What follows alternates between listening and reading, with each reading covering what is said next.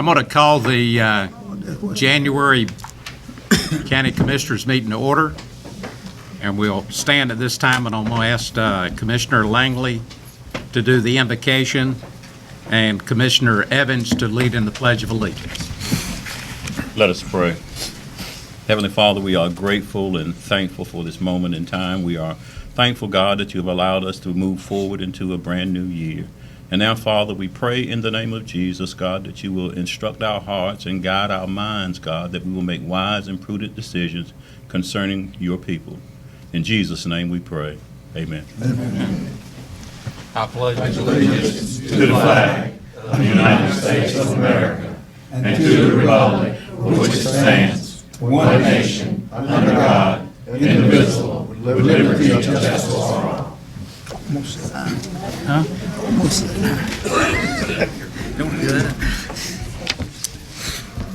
At this time, I'll ask if any of the commissioners have a conflict of interest that they would like to disclose. I have none, Mr. Chairman. I hear one no.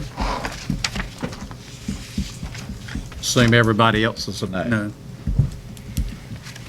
Okay, we're down to the public comments. We have one, Mr. Ray Leary.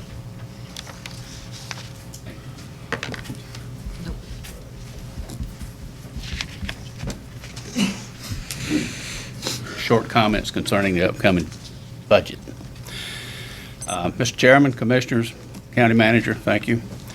The recent 2016 audit report reveals that Beaufort County has an unsustainable budget process. There are more funds expended than there are revenues coming into the county coffers from property taxes, fees, and sales tax. The continuation budget development process must be changed if taxes are to be held at the current level.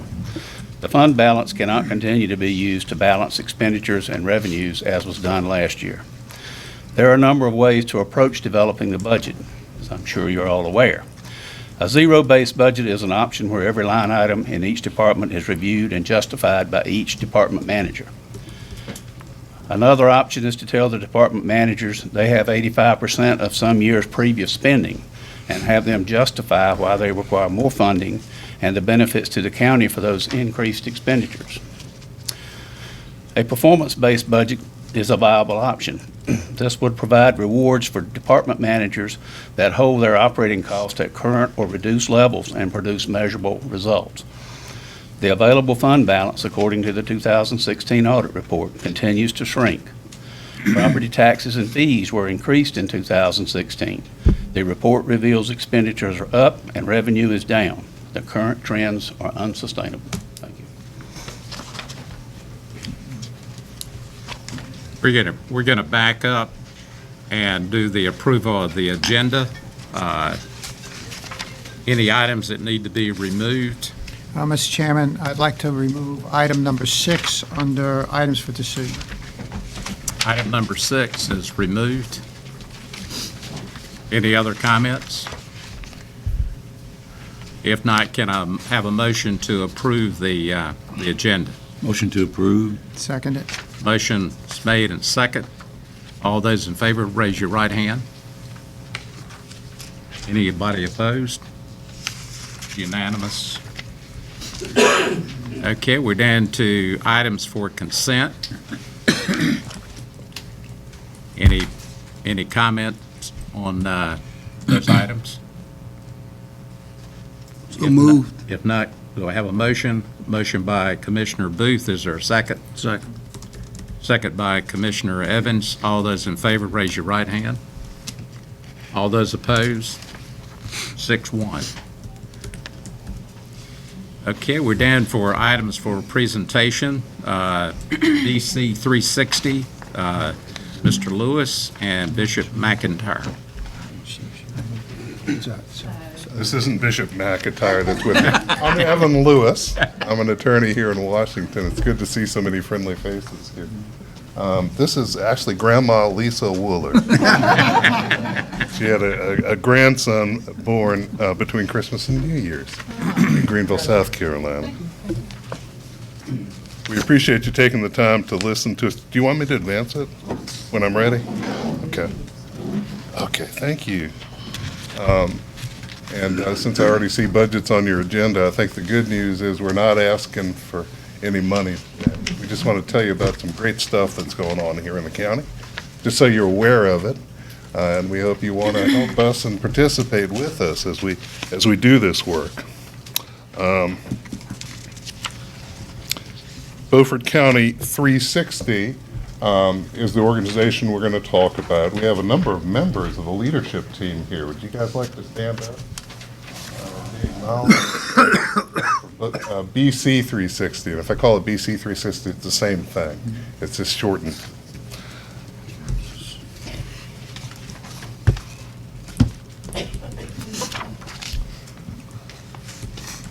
We'll quote from Henry Ford, just for your enlightenment. And this is our collective mission. This is our vision for BC 360, to build a user-friendly collaborative network to improve the quality of life for all citizens of Beaufort County. So keep that in mind as we work through this, and you'll see what we've been up to. We started out of a federally funded Race to the Top education grant called the Transformation Zone. That was funded from 2012 through 2016.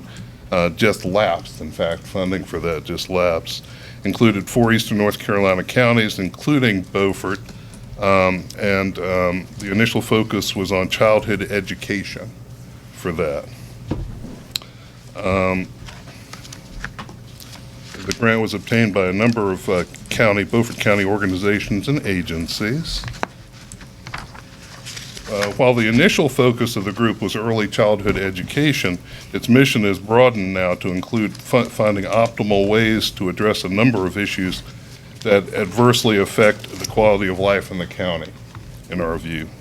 The coalition has also grown its membership to include community volunteers, agencies, organizations, and other community entities not part of the initial efforts.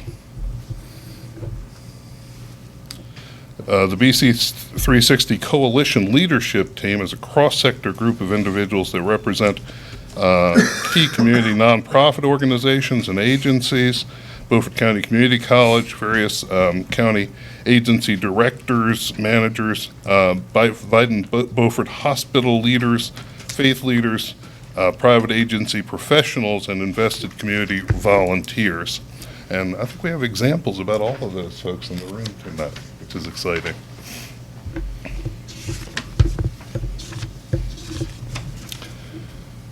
This is a word cloud. I don't like these things. They just confuse me by and large. But when I looked at this one, which I think we created during our visioning process about where we were going to take the organization, I noticed that the 3 key words that were highlighted were community, change, and together. And that's really what we're about. We're about working together and getting others to work with us to change factors in the community that we feel are not optimal for the community. Beaufort County is a great place, but I think we all realize it could still be better. We're an inclusive organization dedicated to diverse parties working effectively towards desired changes. We work with a collective vision model, and our vision is that all our residents should be healthy, all our children should be ready for school, all our residents, individuals and families, are economically secure. So that's the baseline for this. That all of the families here know about and have access to the resources that are already available. And one thing we found is that there are resources here that folks don't access because they don't know about them. So an important part of this is just letting people know what's already out there. We're not trying to reinvent any wheels or duplicate any other efforts. If it's out there already, we just want people to know it's out there and available. Of course, there are some shortages in resources and services in areas, and of course, we'd like to see what we can do to help fill those gaps. Again, a nonprofit 501c3 recognized coalition made up of a cross-sector group of community leaders, volunteers. We have common goals and values. It's a listing of some of the organizations that are involved now.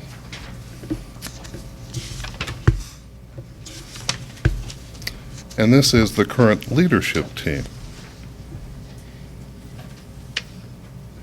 many of whom are in the room. We've also created at least 4 substantive and 1 sort of administrative task force. The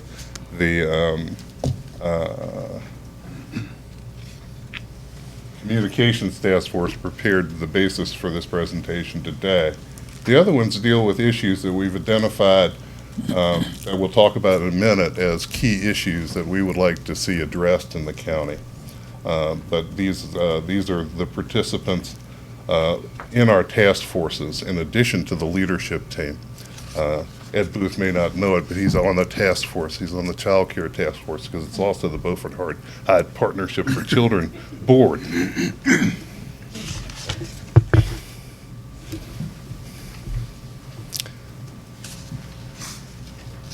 Okay. What we'd like to do is improve community partnerships and collaborations, again, enhance the effectiveness and skills of our service providers here, build community awareness of the importance of school readiness as a foundation for academic success and life success, promote available resources, services, and supports for residents, improve residents' access to available resources, services, and supports, and gain additional support for investment in quality programs to achieve the identified goals. And what are they? Our initial priorities include health, promote countywide healthy eating, active living strategies, and increase access to preventive physical and behavioral health care so that the more expensive types of health care that folks have to go to in crisis, like the emergency room, are less utilized and folks don't have to go there, and therefore our health care can be achieved cheaper. Strengthening families, reducing toxic stress factors that negatively affect families and their children, and promote family protective factors to decrease incidents of child maltreatment and increase parenting education and skills. Literacy, provide literacy support through a variety of strategies, and promote family literacy because parents who read tend to generate children who read.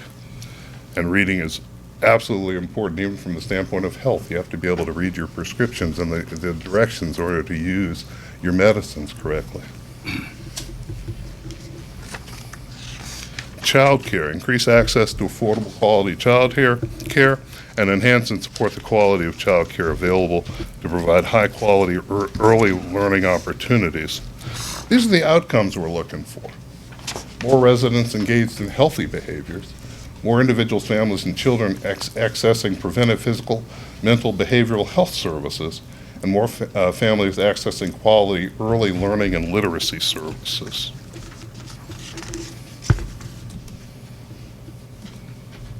More families providing safe, secure, healthy home environments by using available supports for those families, and more children and adults on positive education and or vocational paths so they can give back to the community that invests so much in them.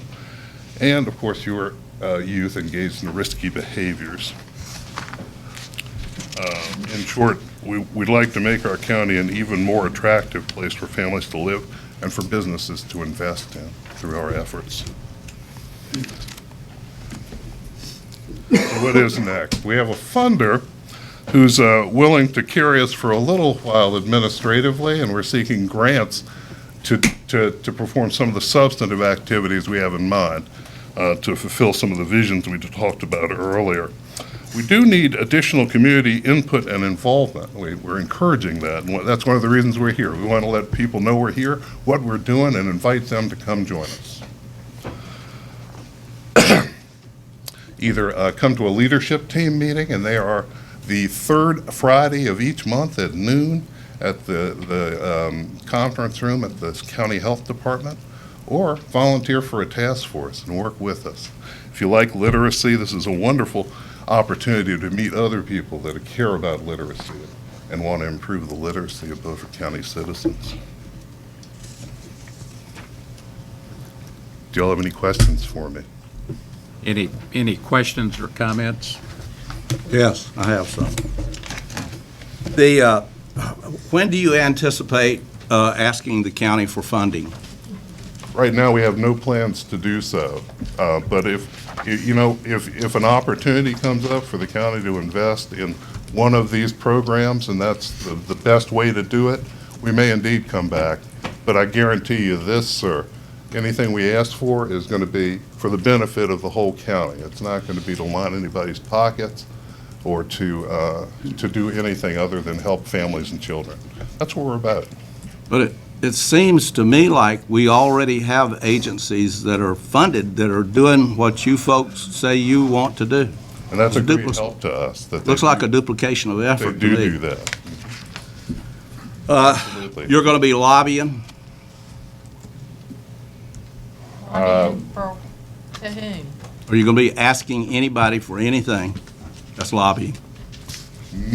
We haven't addressed that at all. That hasn't come up. I don't think anybody's suggested anything that even looks like lobbying in any of our meetings. You're- We've been meeting for 4 years now, basically, from the beginning. Well, this was funded by a federal grant. You're an extension of a federal grant. You're filling an Obama gap is what you're really doing. For all of the programs that I've seen up here have all been funded by the federal government in one way or another during the last 4 years. So really what you're doing is filling the Obama gap. I don't know if I'd call it the Obama gap, but certainly we have in mind filling gaps in services and resources available to the folks of Beaufort County. And working together, that's the point, is that with limited resources, the way we stretch that is to work together and find a way to create programs that we're not working in silos, so that the health department and the partnership and DSS are not working like this, but that we're working like this, that we're putting our money together to make programs that serve all our community. I thought making these departments work together was a function of this board and not of an ad hoc group. Isn't that what we do? So I guess my question is, you don't give me any money, so you can't, are you able to dictate how we spend it?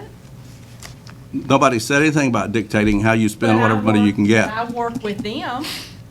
I work with DSS and the health department in various ways as a community partner.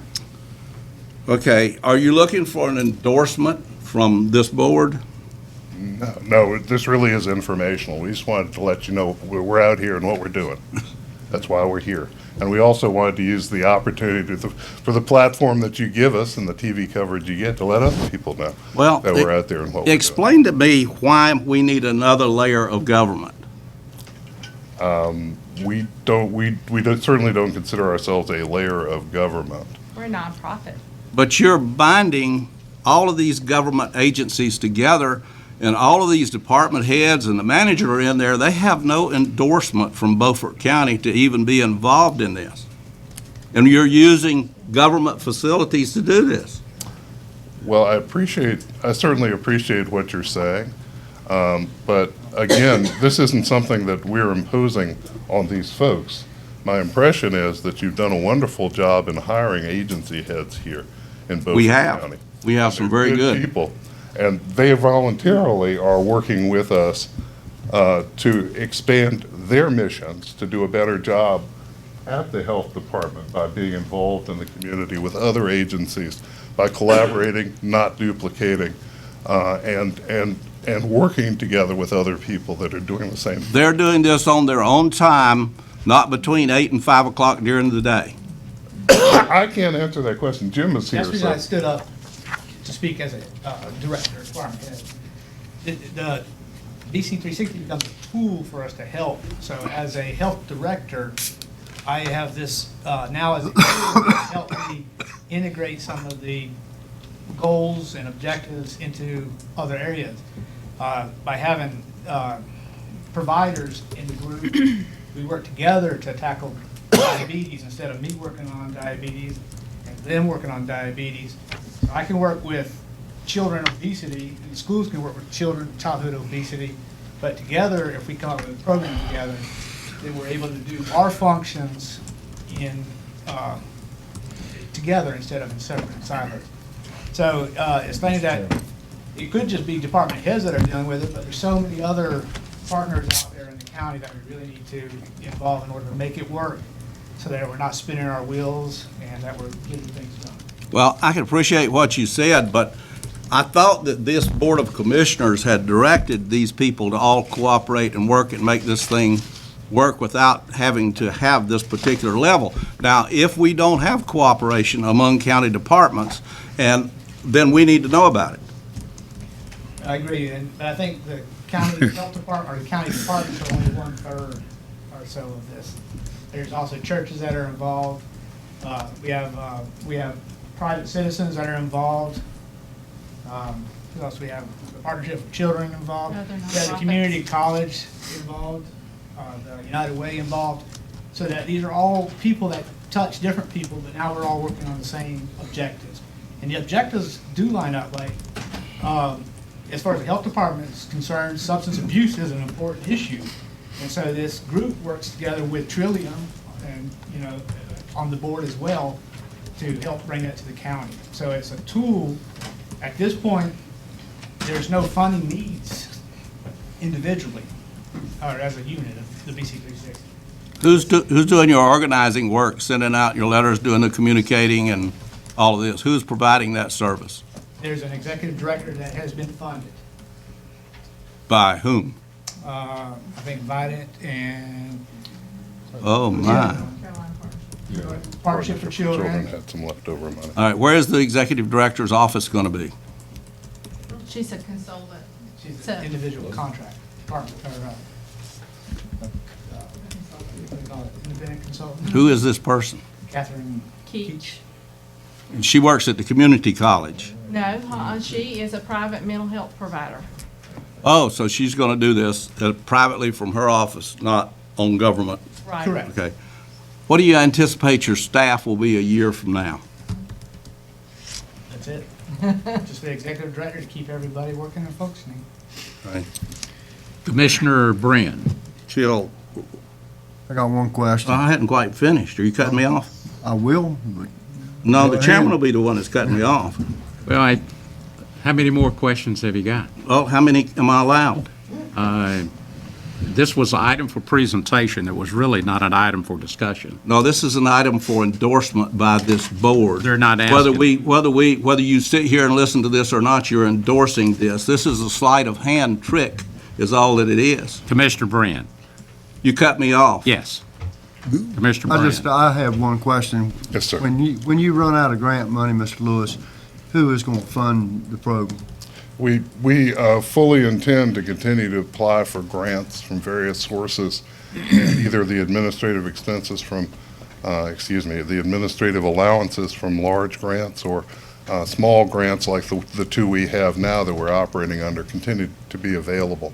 So that's our intent, is to continue to look for funding sources. Okay. We had a USDA grant in line that unfortunately, when they got down to funding us, our part of it, they ran out of money. But we're going to keep looking. We're going to put that one back in, for example. Okay. All right, thank you very much, Mr. Chairman. Commissioner Buzzio. Look, I just want to say this to you. Thank you, because there are a lot of folk who fall through the cracks, regardless of all the different county organizations. There are people who still fall through cracks and don't get the services that they need. So I say hats off to you, and continue to do what you're doing. I mean, the most important thing for any county is its people. And that's simply what you're doing. You're looking out for the people of both counties. So continue to do what you do, and don't feel bad about doing good. Thank you, sir. I appreciate that. Mr. Buzzio. Yes, thank you, Mr. Chairman, and I want to echo what Commissioner Langley said. In reading a summary of information here, I think it says it all. Common vision, improve the quality of life for all citizens of Beaufort County, ensure that community resources are aligned. So I also want to echo thank you, and thank you for everything you're doing for the residents of this county. Thank you, Thank you very much for, did you have a question? sir. Okay. Thank you very much. It was very informative. Thank you for your time. Have a good evening. James, you're up. Stay up. The Health Department Services Expansion Business Plan. Mr. Mattis. You can turn that off. Well, we've got one more presentation. Okay, well, that's fine. You can close it though. That's fine. Okay. Matt Carter. Anyway, Commissioners, Mr. Chair, I hope everyone's doing well. Ready to start the new year off in a healthy mode. I know New Year's are healthy resolutions all come about on the New Year's. And so I saw that 20% of New Year's resolutions actually stay with people for their lifetime. That's really why we encourage those resolutions. I wish it'd be a higher percentage that people would stay on it. But you know, the thing is as a health director, I continue to ask people to make those resolutions and don't just have to make them on the 1st of January. They can go on throughout the year at any time. But I'm here to present on the idea of moving public health services into a couple of new arenas. It's important that I note to you that there are two separate conceptions that I'm talking about, but they're tied together in management and staffing and administrative considerations. But before I get into the two concepts, I want to let you know where it is that I came to these ideas. As you know, the health department periodically conducts health assessments every 3 to 4 years. The last one was done in 2014. The health assessment intent is to gather data and work with community partners to look at the health of the county, the individuals in our county. Then we take this data, feedback, and I work to try to improve the health of the population as a whole. That's what my goal is. Some of the information from that last assessment is that Beaufort County, out of 1 to 100, ranks 63rd in healthy outcomes. That means sickness and death, morbidity and mortality. We're 63rd out of 100. We rank 81st in health factors. Those include things like poverty and economics issues like unemployment, but it also includes risky behaviors such as smoking, non-activity, not getting out there and exercising, not eating healthy, and things like substance abuse. So those behaviors are very prevalent in our county. 40% of our population has high cholesterol. So 4 out of 10 people have high cholesterol, which you know that's one of the leading causes of stroke and heart disease. Every year we have 130 deaths in our county due to heart disease. 20% of our residents smoke cigarettes or use tobacco of some sort. And as a former smoker, I know how hard it is to quit. And 50% of people have tried, 50% of people that do smoke have tried to quit in the last year, but most of the time they're unsuccessful. Over 12,000 residents in our county are obese or overweight. And that leads to some issues, not just chronic disease issues such as heart disease again and diabetes, but it also has a burden on our knees. You know, knee replacements is a big issue as far as just being out of shape, and it affects work. So 11%, that's 5,000 people, have diabetes in Beaufort County. And I'm sure that more will develop over time. So this is the issue that I'm looking at as a health director. I wear 2 hats. One of them is I'm the administrator of the health department. The other hat is to look at this kind of data, get feedback from the community, everybody, and then try to improve the numbers in our population. And not just population, but individual people. For example, when somebody comes in for a vaccination, I'm working with one person at that time. So the future of public health also recognizes a need for us to move toward preventative services. It's so much easier for us, to spend money to prevent somebody from having a heart attack than it is to wait for them to have a heart attack. You think about somebody having a heart attack, the cost associated with that, not just in the life that's lost, but if there is any convalescence that comes from it, that's very expensive to the business, wherever they work, and other issues that come about from heart disease. Insurance companies are putting money into prevention services now because they know that it's cheaper. So follow the dollar. If insurance companies are doing investments in this, then they must feel like it's going to be effective in the future. Policies now are working more towards prevention, and things like Medicaid are now endorsing and paying for preventive services. So this is where the environment is that I'm in as a health director here, and what I'm doing is trying to position the health department to take care of these issues because the health department is the backbone of public health of our county. So what are the two areas that I'm looking at? First is the Healthy Living Clinic. The Healthy Living Clinic is designed to have a provider and staff in place to do assessments and counseling and education. So if somebody out there smoked, they want to come into the health department, we will see them and try to get them off the tobacco products.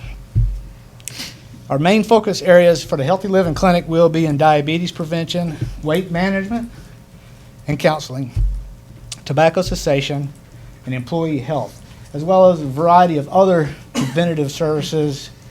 Like if somebody wants a travel clinic, they can come in and we'll see what country they're going to. We can work them up and get them vaccinated and on medicine when they're heading out. So that's the one area. The second area would be to administer the jail health program.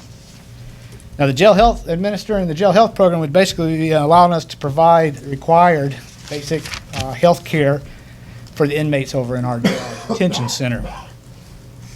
And this is done with the detention center director, Lieutenant Bryan, to bring the services to the jail because we'll be able to work better than the contractor she has right now. We'll be able to provide services at the level that she is looking to do. So that is, I mentioned the two hats that I wear. So that's kind of the health of the people hat. But when I come back to the health director, the administrator of the department, I do consider the taxpayer dollar in this. And I try to administer the health department services as best I can. So I put together a business plan, which I'd given everybody a copy of this, so that you can see that it's a well thought out idea. So I'm not coming from this perspective of a dream, but more or less what I think we need and how we can go about doing it. So here's the thing. I think that I could do these services without any more cost to the county. No more Gulfport County dollars will be involved. The reason I can do that is because when I look at it, the county already receives money to do the program. But they're turning around, they're contracting with a company in Tennessee to provide this service. So instead of giving it to that company, the budget process would put the money out of the detention center health program into the health department's program. So we would provide that services to the jail. The rest of the money would all come from billing and insurance. So when you come in for the visit, if you have insurance, you just bill it, that service will provide for it. So that's really the plan in a nutshell. I try to keep it simple and but open it up for discussion. The business plan details all of the services I'm trying to look at. They're available for you to look at a little bit more in depth. And the reason I'm putting the information to you now is because I need to get your support prior to the budget time, at least in agreement with the concept, because I need to know, and I've worked with the county manager on this process, to let you know what I want to do so that you can agree, vote to support this, and that way I'll know what I can do when the time comes. And I can't just wait till June to start this process. I need to write protocols. I need to get job descriptions approved by the state. I need to prepare other documents, knowing that this is supported. And then the jail needs time to work with the contractor to get out of the contract so we can start the process in the next fiscal year. So I wasn't really asking for a vote today. It was more of a process to get it out to the constituents. They can talk to y'all about it. Y'all can ask the health department about anything, talk to the county manager, whatever you might need to do to review this.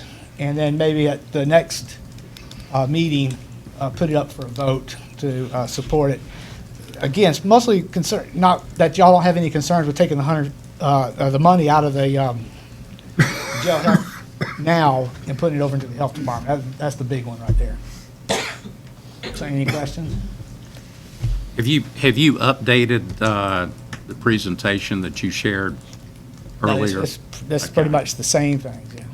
Would you make sure that you get Katie a copy so she can email it to each one of us? Because I don't think anybody, if you got a Yeah, I will. current copy? How many people have seen your presentation? I have, but All the county commissioners are the only ones that have seen it. all the county commissioners. So they would have time to discuss it tonight if they had to, yeah. Well, I have some discussion. Go ahead. Okay, how many staff are you proposing to add? Three staff members and a part-time provider. A part-time provider. That's a doctor. Or a nurse practitioner or a PA. But they're going to have to work under the supervision of a doctor. They will. So there's a doctor in there somewhere? Yes, sir. Okay. And then you're proposing to add two nurses? I'm still kind of in fluctuation about the exact makeup, but it looks like maybe one RN and 2 LPNs would be the best fit. So we're going to be increasing the staff by 4 more people? Yes, sir, at no extra cost to the county, though. Well, I'm not so sure that I agree Well, with that. I'm just saying from my perspective. For one thing, you're going to be taking about $150,000 that is now from the jail for the services that are currently being provided under contract. I have a problem with that from this standpoint. You've already said that you're going to improve the health of the people in the jail, all right? You can't, my understanding is you can't collect Medicaid for that. That's correct. Okay, so where's the money going to come from that's going to improve the health of these people? It's the $150,000 that would go from the jail's budget to our budget. Well, there's another problem that's not really apparent in doing that. The people that provide the medical service to the jail right now are triage or screener type people. They make sure that only the services that are needed to be provided to these people are provided. And what the health director is proposing to do is take them to raise. There's a big difference between those two concepts. And I don't think you're going to do it for the same amount of money. There's also a huge liability issue here, because right now we have a wall or a protection between us and the people that are in the jail. For instance, if they were to decide to sue the county for whatever reason having to do with medical care, we have a company that's going to be there to defend themselves and us too. If the county takes this over, then we have no protection for the taxpayers for medical lawsuits that come out of the jail. All of that is going to change. So there's a tremendous risk to the county in saying that you're going into a jail and you're going to make everybody in the jail healthy. It's not exactly what it looks like it is. The other thing that has happened with the people that are providing this, the reason that we went to these contractors was that we had no one screening, no one giving what you might call the first level of care to these people in the jail. And consequently, every time somebody's got a toe ache, the deputy had to come off of his job, haul them over to the hospital, to the emergency room, and sit there with them for whatever time it took, and it was quite expensive. We saved money and reduced the county's liability when we did this. And I don't support changing it, because when the health department starts doing it, they've already gone in there with the idea that they're going to make all of these people healthy. And that means you're not going to have an objective, fair-minded treatment of people that are in jail. We're providing full health care at a higher level than we were providing before. Right now, all that we're required to do is to make sure they get whatever treatment that they have to have. We're stepping this up now that we're giving free medical care. So you need to understand what you're getting into with this. You also need to understand, by the way, I'm on the Board of Health, and I voted against this when it came up at the Board of Health. Just so you'll know, the all of the services that the health department is proposing to provide are provided medically in the community already. So we are now going out to compete with the rest of the medical fraternity for the money in order to do this. And what this is based on is that we can collect enough from Medicare or Medicaid mostly, Medicare, Medicaid, private insurance companies or whoever, that we can collect enough money from them to make this thing break even, and at least break even. And, you know, I'm not sure that you can always do that, because one thing that we don't know right now is what is going to happen to medical payments during the next 2 years. We simply don't know that, because we have a new president that's sworn that he's going to change the system that we've got. I have a feeling that there's medical payments are going to go down, because right now they're exorbitantly high. I'm opposed to doing this. It's a bad idea. You're increasing the county staff and all of that overhead, and you're not sure, sitting in this room, what they're going to be doing, other than we have people who want to provide them with good medical care. And good medical care is already being provided in the community. Another thing you should be suspicious of is how does this work with the rest of the medical care that's going on here? So it's a bad idea. It's making government bigger. I am not going to vote to make government bigger. The health department has already reached out under the prior director and providing medical services. I don't mind if you want to go to the health department and you want to get a sheet that says, I'm going to Southern Sudan. Here's what you need to be aware of if you're going there, and here's the shots you need. Take that to your doctor and let him do that for you. Why should we, as a taxpayer, be providing that kind of a service, even if it's a break-even service? That's providing medical care. Health departments are moving more and more into becoming medical providers. Believe me, public, when they become medical providers, you are going to pay, and you are already paying enough as it is. It's a risk and a liability that the taxpayers don't need to take. Any other questions or comments? Well, I just wanted to, if I may, Yes. address it. And I think you always bring up valid points. But liability, we have liability insurance already, so that's going to be involved in that already. So if a medical lawsuit comes up, we are covered through that liability insurance. If the county was named in a lawsuit, you're going to be named in the lawsuit whether it's due to the contractor doing it or us doing it. So the liability, I think, would be a wash as far as that issue goes. The services that was brought to me isn't so much making a better health care for the person, because anybody should be providing quality health care if that's their job. But right now the contracts don't allow for nighttime medication, evening medication. So at 7 o'clock in the evening, when you have the sheriff's department or detention center folks giving out medicine to the inmates, that becomes a liability in itself, because you don't even have a professional doing that. I think we feel like we will be able to treat them more so to keep them from using the emergency room, so that you don't do all those kind of things. That's the intent of all this, is to try to make it not so much always better for the inmates, but to make it a better program as a whole. And then the inmates leave and they become the citizens of the population again. And if they're using drugs and we can intervene and keep them from coming back to drugs when they get out, that's a good thing for the whole health of the public. So the intention is not just to bring better health care, but to bring better health to the people, even the inmates. And as far as competition, these aren't being done in the county at the level that needs to be done. If you want to go quit smoking, you go talk to your provider.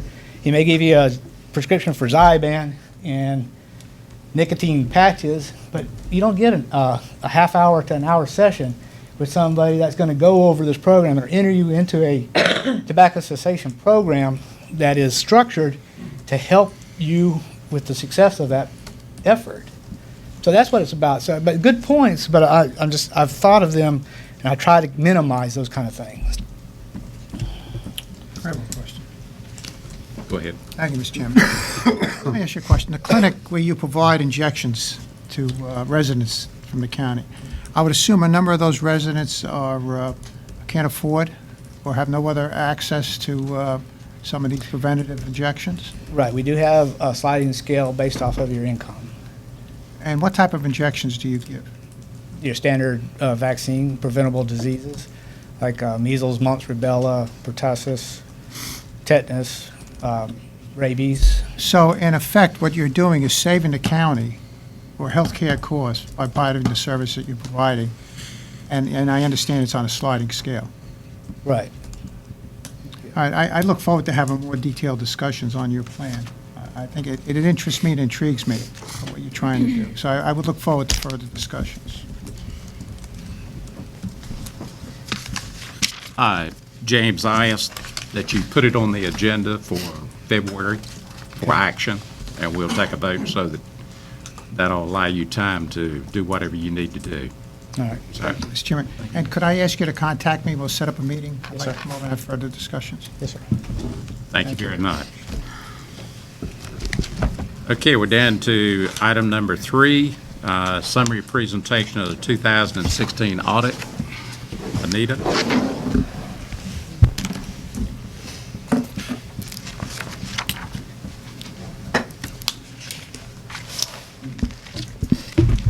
Good evening, Commissioners, and Happy New Year. Just bear with me just a moment.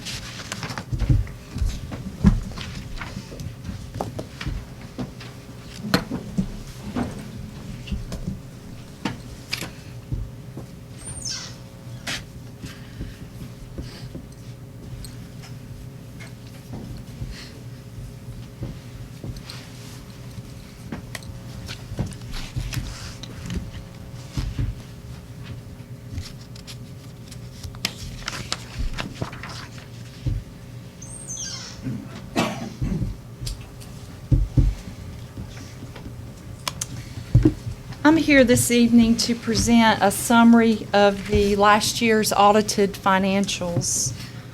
This PowerPoint was sent out to all you commissioners right before Christmas. I trust that you've had enough time to review it so we can hopefully move through it rather quickly this evening. If you'd like to follow along, it's on page 170 in your agenda book. The audit has been approved by the LGC. I received word last week on December the 29th that they have accepted and approved the audit report. The county did receive an unmodified audit opinion, and this is a very good thing. This is the opinion that we want. It's the highest audit opinion that can be given by the auditor. It means that the financial statements fairly represent the financial condition of Beaufort County. This third point here, I hope this will be the last time that I have to talk about this, but I want to remind you that in the prior year, 14-15 audit, when I took over here at the county, there were 13 audit findings. I'm happy to report that all 13 of those findings have been corrected. And if you move to the next page, here's a screenshot here out of our current audit report. I don't know if everyone can see it, but you can see the status under each one of these shows as corrected.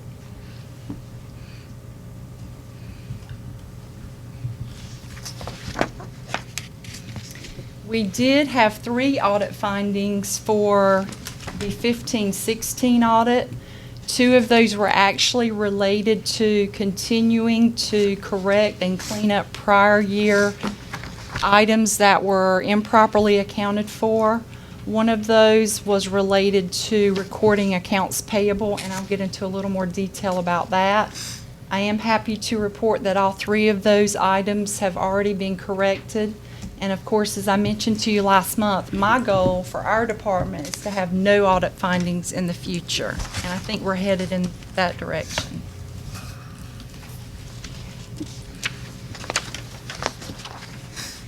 I know this is really difficult to see, but I just wanted to give a brief explanation about the 3 audit findings that we did have for last year. I mentioned that 2 of the 3 findings were correcting prior year information that was found over the period of time when the auditors were here last year. The good thing about it is we actually found some unrecorded revenue that had not previously been recognized. So we ended up increasing our fund balance as a result of those prior period adjustments. Now, the bad news is that we got dinged for it because it wasn't recorded in the year that it actually happened, and we had to do a subsequent adjustment for it. That third finding is for items related to accounts payable. And when you're going to a modified accrual basis of accounting at year end, what you have to do is you have to recognize your revenue when it is earned and your expenses when they are incurred. So if you think about getting to the very end of the year and we're starting a new year, come July and August, we're getting in invoices for items that happened or services that were rendered in the previous year, usually in May and June. And what happened is those handful of invoices, there were 4 of them, actually got recorded in this fiscal year that we're in right now, 16-17, instead of being posted back in prior year. So those were corrected. They were caught by the auditors. They were reversed out of the current year and posted back in the prior year. And there has been staff training and education within the finance department to ensure that that doesn't happen in the future.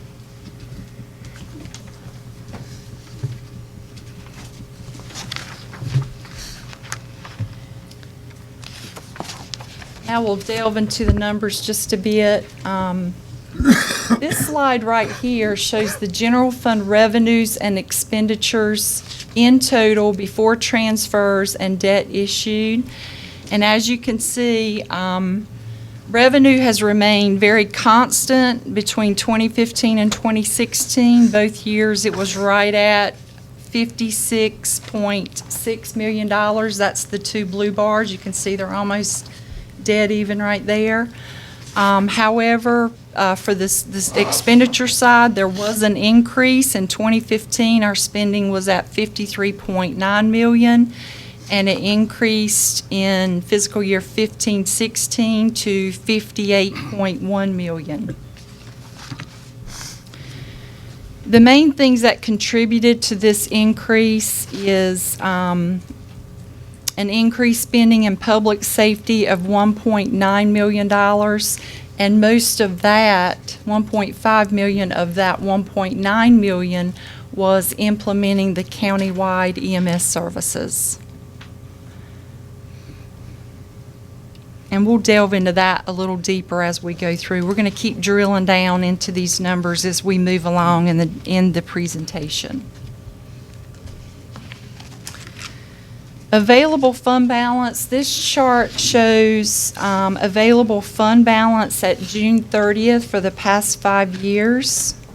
You can see available fund balance at June 30th, 2016. It's the last bar all the way to the right, was right at $18.2 million, or 31.3% of general fund expenditures. The county did spend $2 million in fund balance during last year. However, you'll remember I mentioned a few minutes ago that we found some unrecorded revenue. That amounted up to $400,000. So net, we dropped $1.6 million.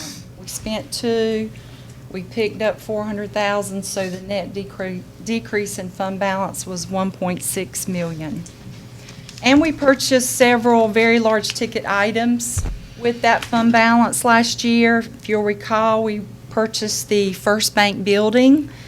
We purchased land at Beaufort Community College, the Wrights Creek property, and we also did the courthouse security project. The next slide takes these numbers and puts it into a percentage, so you can see over the last 5 years what the available fund balance has been as a percentage of the general fund expenditures. And I also added that green line across the top. That's the 35% target that we have kind of set for ourselves for our fund balance amount to be. And you can see for 2 years there, in 2014 and 15, we actually exceeded that mark slightly, and then it did fall back last year when we spent that $1.6 million. It fell back to the 31.3%. I thought it would be prudent to take a little glance at what we've spent thus far, or not spent, but what we have appropriated thus far for fund balance in the current year we're in. And that amount, I'm not sure that you can see it here, but it's just a little over $3 million for various projects.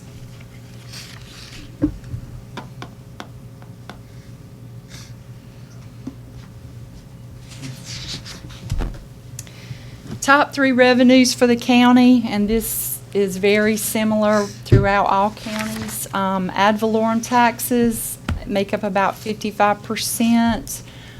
Restricted intergovernmental revenues, these are your revenues from the state of North Carolina and the federal government to support DSS and the health department. That's about 22% of our revenues, and sales tax makes up about 14% of our revenues. So all in all, out of all the revenues that the county receives, these 3 categories make up 92% of the county's revenue.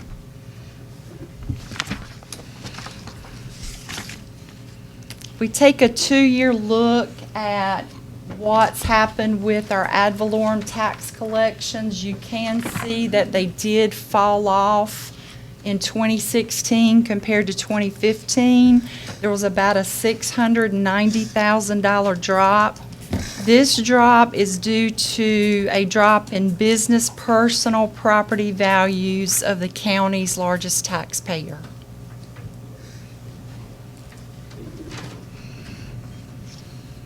Sales tax, same thing. We had about a 5% drop, or $400,000 in 2016 compared to 2015.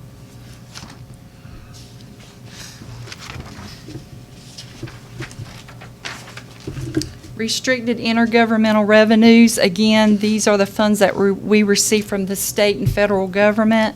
These actually increased by about $400,000 compared to 2015.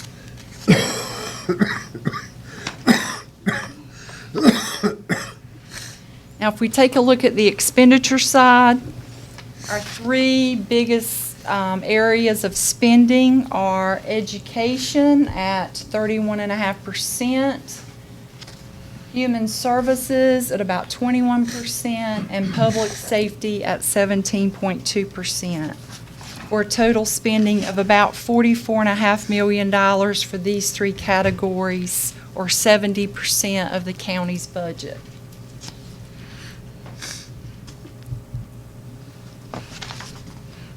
Education expenses did increase by $700,000 in 2016 compared to 2015.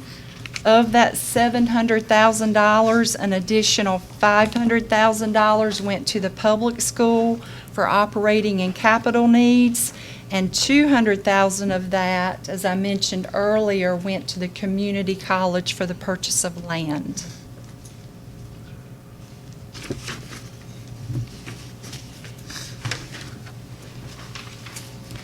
Human services expenditures increased by about $550,000 in 2016 when compared to 2015.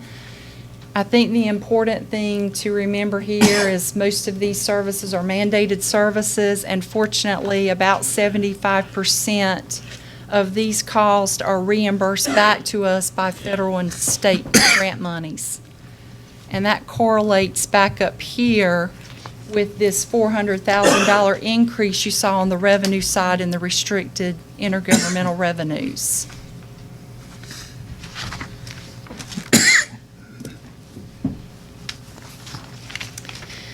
As I mentioned earlier, public safety expenditures increased by $1.9 million in 2016 compared to 2015.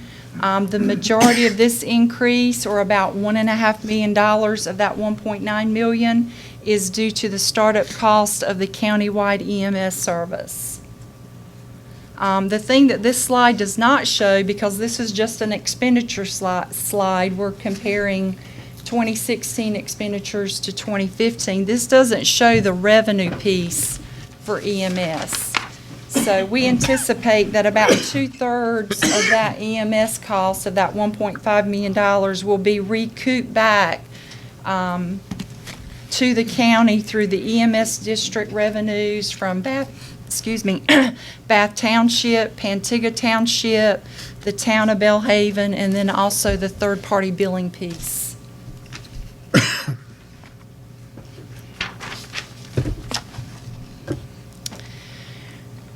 Then we have a little group of funds called other governmental funds. There are capital project and special revenue funds.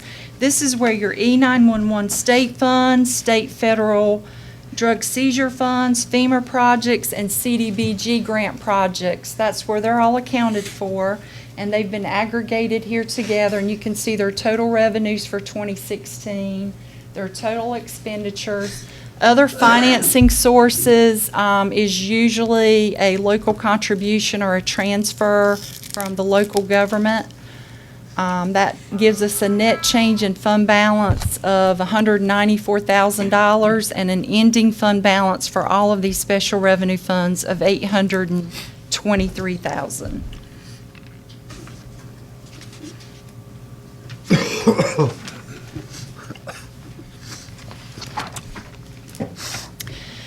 Property tax collections for the last 5 fiscal years, you can see here that it was pretty consistent in 2012 and 2013, and then we had this nice bump in 2014.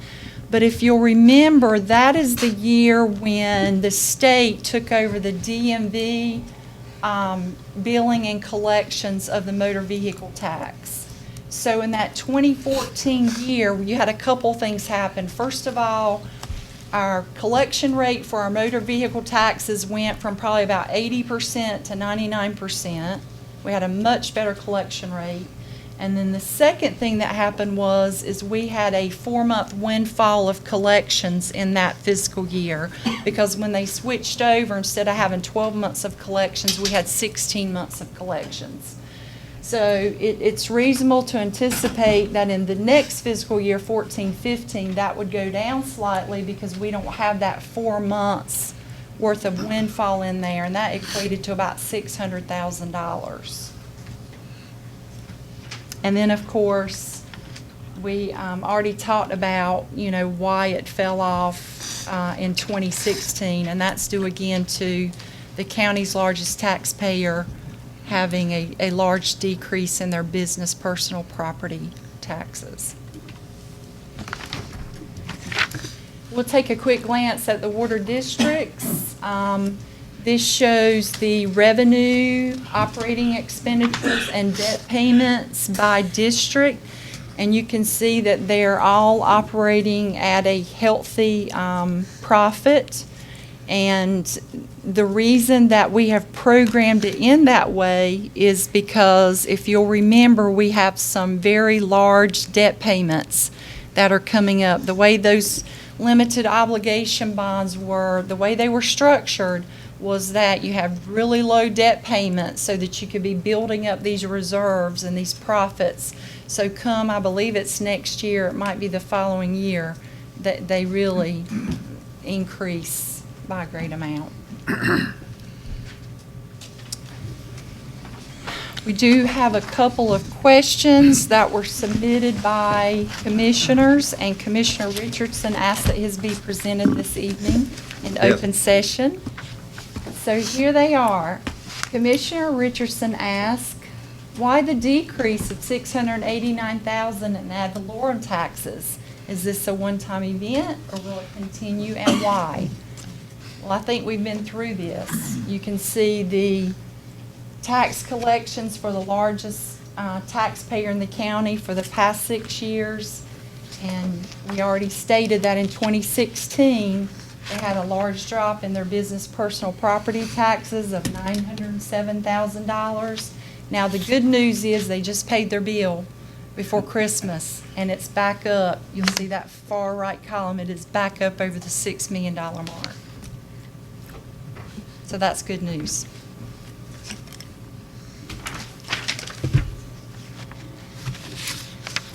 Commissioner Richardson asked, why the $422,000 decrease in sales tax? Is this a one-time event, or will it continue, and why? So I went back and looked at the sales tax distributions from the state for the last 5 years. And unfortunately, Commissioner Richardson, I don't really have a good explanation for you about why that went down. Looking at the charts here, what's interesting to me is really the 14-15 huge bump that we had from 13-14. It went up, you can see in 2014 it was 7.3 million, then it went all the way up to 8.4 million, $1 million increase. And as you know, they say sales tax is very much tied to consumer spending, which is tied to consumer confidence. So I think the good news is that there's been some recent law changes in sales tax that the county should benefit from. This past March, the state enacted sales tax on labor. So I anticipate, if anything, this number will hold constant, or hopefully we'll see some growth in our sales tax numbers. Of course, this is all tied to, again, consumer confidence and the economy. So a lot rides on that.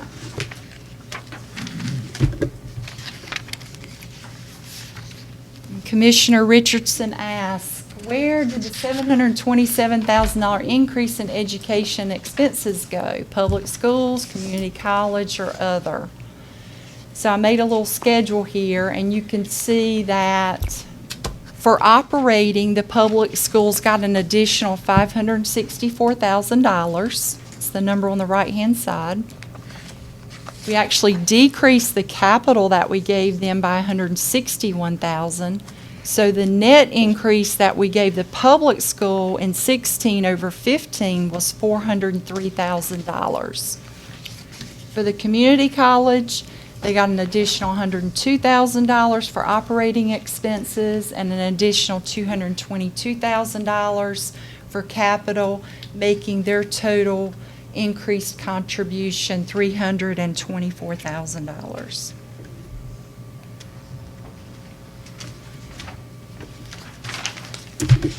Commissioner Richardson asked, the $554,000 increase in human services, what caused the increase? Most of that increase was in the Department of Social Services. It did increase by almost $417,000 of the $554,000, and that increase is due to the addition of 5 positions in that department and the 2% COLA.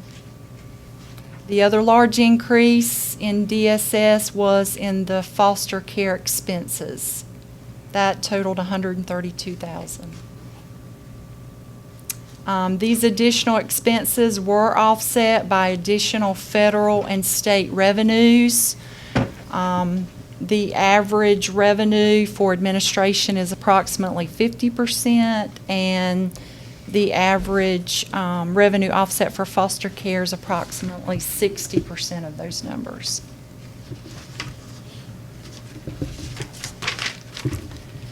And the last question, Commissioner Richardson asked, $1.873 million increase in public safety. What departments increased and how much? Actually, the increase was $1.972 million, not $1.873 million. And the below schedule here shows what departments, if you look at the difference column, it will show the departments that increased are the positive numbers, and then we also had a couple of departments that decreased. They're in the parentheses there.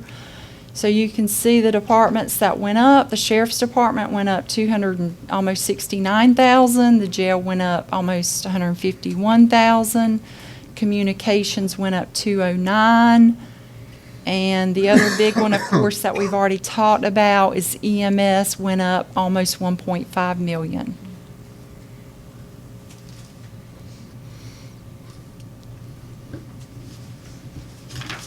Are there any other questions?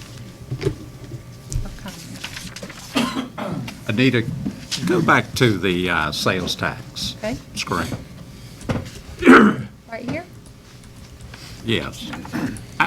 I'm not sure, but at the point of sale, when a new car or new truck is purchased, the sales tax, I'm assuming we get a percentage of that, but it goes to Raleigh and then it comes back to the county? Yes. So I would assume the same thing happened there because it just sped up the process. Since it was electronic, we probably started getting the money an extra 90 days or 120 days earlier. You're talking about when DMV took over the collection Yes. process? Could very well be. That we could have had the same kind of phenomenon. Spike. Mm-hmm. And once it got in the system, it just levels out. Well, also, one of the things I think that we had talked a little bit about was the consumer confidence in 15 started in other places in the country, started to grow. Things were happening. In the Triangle, things were booming. And kind of the thing that I've talked to some of my peers about is, as that confidence level started to build, people started to feel that. So they started spending a little more money in areas in the east and areas in the west where they were seeing those increases around the larger larger metropolitan areas. And then the next year, it didn't continue because what folks realized was that confidence that was going on and the growth that was going wasn't extending over into the rural areas. And folks kind of drew back a little bit and said, wait a minute, maybe it's not doing as good as I thought it was. So I think Anita's point about consumer confidence plays a lot into that. Sales tax based on consumer confidence is a big, big issue. So, and again, for us, because we have no control over the General Assembly's tax policy as it relates to sales tax, it takes history for us to understand what changes to the sales tax formula does for us. They don't give us the detailed information that they're making their determinations off of. What we have to, anytime they tweak something, it takes us a couple years to understand what the impact is for us. So we take a shot at it. And then we see historically what's happened, and hopefully we're close and, we go on. But for us, it's about history. That's the only way we can really understand sales tax. And when they screw around with it, it resets our baseline and we have to start again. The other things that's happened with sales tax, I don't know that it's happened recently, but in the past, depending on how much money the state treasurer thought he had or thought he needed or what his collections were, they have, you'd get sales tax as much as 180 days late. So they do play games with it, and you do have to be careful when you're looking at it. Yeah, actually, our sales tax runs 3 months behind in a minimum. Yeah. Katie? Thank you. Hey, Anita. thank you. Greenland is applying for a community service block grant. And, according to North Carolina Administrative Code, it requires that each of their grant recipients submit it to you guys for any input or any questions that you may have. It doesn't require a vote from y'all, just for you to review it and for me to be able to return that form saying you have received a copy and submit any questions or comments that you might have about it. And if at all possible, if you do have any comments or questions, submit those to me by January 10th, so I can include it with the packet back to Greenland. Anybody have any questions? Well, what is the grant? I mean, what are they going to do with this money when they get it? It's for their anti-poverty plan, and I'll be honest, I'm not familiar with it. I got what you got. Mr. Brazier, are you? Yeah, it's a very worthwhile organization. They use a lot of the funding, as you said, for poverty causes. It's strictly a grant money from the government, so To me, it's a worthwhile organization and a worthwhile function that they perform.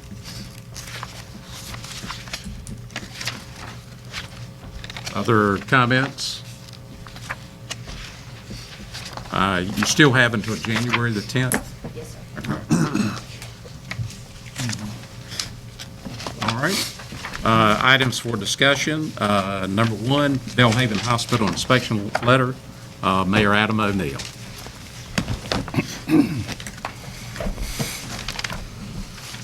Hope everybody's doing well. Happy New Year to everyone. Everybody knows the situation in Bellhaven at the hospital. We've had a pretty graphic, brutal death in our community. If you drive by the hospital property, you can see it. It's a horrible looking situation, about 10-foot high debris, and that is the future of our community. I would say that probably 80% of the homeowners in Bellhaven are over 60 years old. We don't know who's going to replace them when they pass on. One of the problems we've had is judge shopping and a lot of fraud going on. And the judge shopping took care of covering up fraud. But we had one situation that had to do with the county. When I became mayor in 2005, previous to that, we had a building department, a building inspector that was being used for politics.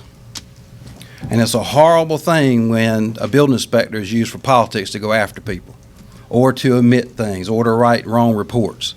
So I've had firsthand experience with that, and we had to make changes in Bellhaven due to that going on, and I'm afraid that the county may have it going on as well. So it's up for discussion, of course, but I want to tell you what my experience was, and then Commissioner Richardson can tell you what his experience was. The first thing is, everybody knows the hospital is a very volatile issue. The hospital is extremely important to Bellhaven. The economic impact of the hospital closing is $17 million a year. There's no way for Bellhaven to make that up. So the town council passed unanimous resolution supporting the hospital and supporting the offers made on the hospital, but all of the offers were turned down. But during the time all this was going on, the Bellhaven town manager, Woody Jarvis, talked to Seth Laughlin about the situation at the hospital and requested, being that the hospital was in our city limits, that if any permits were applied for or granted or any inspections, that the town be notified. Mr. Laughlin said that he would make sure that took place. Well, we had a situation where Inspector Brandon Hayes came out December 3rd maybe, I can't remember the exact date, December 2nd, and did an inspection on the hospital property for demolition. Well, the town was not given any notice of that. When I learned of the inspection was when I got a letter from our lawyer asking me if I knew anything about this. So Mr. Hayes did an inspection, did a letter, didn't send the town a copy, didn't send both parties of the lawsuit a copy. He gave Mr. Brantley Tillman a copy, who asked for the report, who was trying to work towards tearing the hospital down. Mr. Hayes worked with Brantley Tillman to get this letter. So when I saw the letter, I started reading it. And immediately you could see that it was a false letter. I talked with Mr. Hayes. I called him up, as I always do. If I have a problem, I'll call you and talk to you about it. Well, I took the letter and I said, it says in this letter that floors are decaying and unsafe. I said, Brandon, you're making it look like all the floors in the hospital are about to fall in. He said, well, they are. I said, no, they're not. 60% of the hospital is not even 20 years old. A lot of it's on slab. He said, well, where I went it was. I said, okay. Well, you must not have walked the whole hospital. Oh, yes, I did. Then you saw all the floors weren't caved in. Then he kind of backtracked. Well, not all of them. I then went to the next thing, which was he said some were caved in. There was a couple of areas in the old part of the hospital where they had caved in, I think, due to some help. So some political people could take a picture and try to make a big deal out of it. Because the condition of this hospital was misrepresented to the public continuously. Things as far-fetched as it flooded. It never flooded. 60% of it wasn't even 20 years old. We also had a situation where he was talking about structures, like the floor structure. My understanding is Mr. Hayes is not a structural engineer and wasn't even qualified to give an opinion on that. We also had the comment in the letter that the roof was structurally unsound. Once again, something that Mr. Hayes cannot say because he's not a structural engineer. So Mr. Hayes was sent down to do a letter like somebody told him to do. So he challenged me that his letter was accurate. I told him it was not accurate, and went on to talk about the walls. He said the walls were all saturated. That's impossible. The whole roof everywhere would have to leak for all the walls to be saturated. The walls were only saturated where there were leaks that were never taken care of. So we had a fully functioning hospital a couple of years ago where there were patients. It was in that good a shape. And then we're to believe the whole place is caving in a 2-year period when all the doors have been closed. That's not true. So the status, the condition of this hospital was lied about the entire time. And Mr. Hayes, I think, was brought into this unknowingly to be used as a pawn. The judge in the lawsuit, who was judge shopped, who was obviously biased, and will be pointed out in the future in media what he did. He said things that were graphically wrong and had to be intentionally said to be wrong because he had the information that showed opposite. But we have a situation where the judge was using Brandon's letter over and over again in court as if all the floors were caving in, all the walls were wet, all the roof structure was about to cave in, which was all not true. So we had a situation where this report was important. Now, I called Commissioner Richardson about it because he's been vital in helping with the hospital, the only county commissioner that has been helping with the hospital, trying to save that death that we've experienced on Water Street in Belhaven. And I asked him about Brandon and about this situation. He said, well, Brandon's a good guy, I'll call him. And he also said that he had asked the building inspectors to let him know if any inspections or any permits were going to be granted. As a public official and a representative of Belhaven taxpayers, he has a responsibility to know what's going on. Mr. Hayes nor anybody else in the inspection department gave him a notice either. Now, why was that? So then my conversation with Mr. Hutchison, after I hung up, he called me back a couple hours later. And he said, I've talked to Brandon. I think he's going to rewrite the letter. All right. Hood is an engineer, knows a little bit about a structural engineer, knows a little bit about building. So he talked to him and pointed out that his letter was false. Here's where the big problem comes in. Brandon told Hood that he was going to rewrite his letter. So Brandon, on his own, with his license on the line, told Hood he was going to rewrite the letter. He then checked with his higher-ups, maybe the county manager and, I don't know, but county attorney probably sitting over there, and was told not to redo the letter. So the inspector, who has taken the classes, whose license is on the line, wanted to rewrite the letter, and the county manager and the county attorney, my understanding is, didn't want him to rewrite the letter. Also, some commissioners had to be aware of what was going on. I'm certain that the county attorney called some county commissioner, and said, what do we do? Because it's a 1-to-6 thing against the hospital.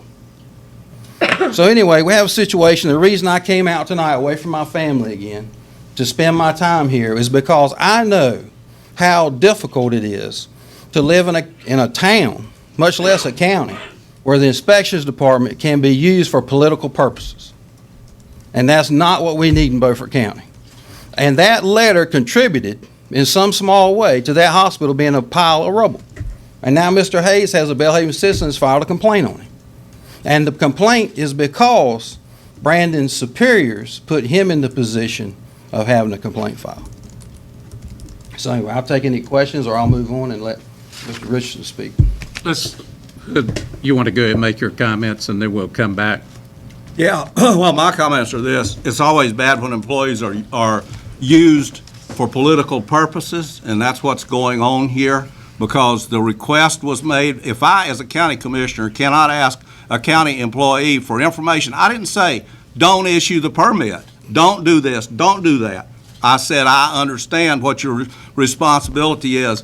Call me and let me know when you do have to issue it. Call me and let me know when this happens. I never received a call from the inspections department about anything. I found out about it second and third hand, and first they told me, we don't have anything to do with demolishing the hospital. You can demolish a building, you don't need a permit from us. I was told this for about 4 months through the whole summer.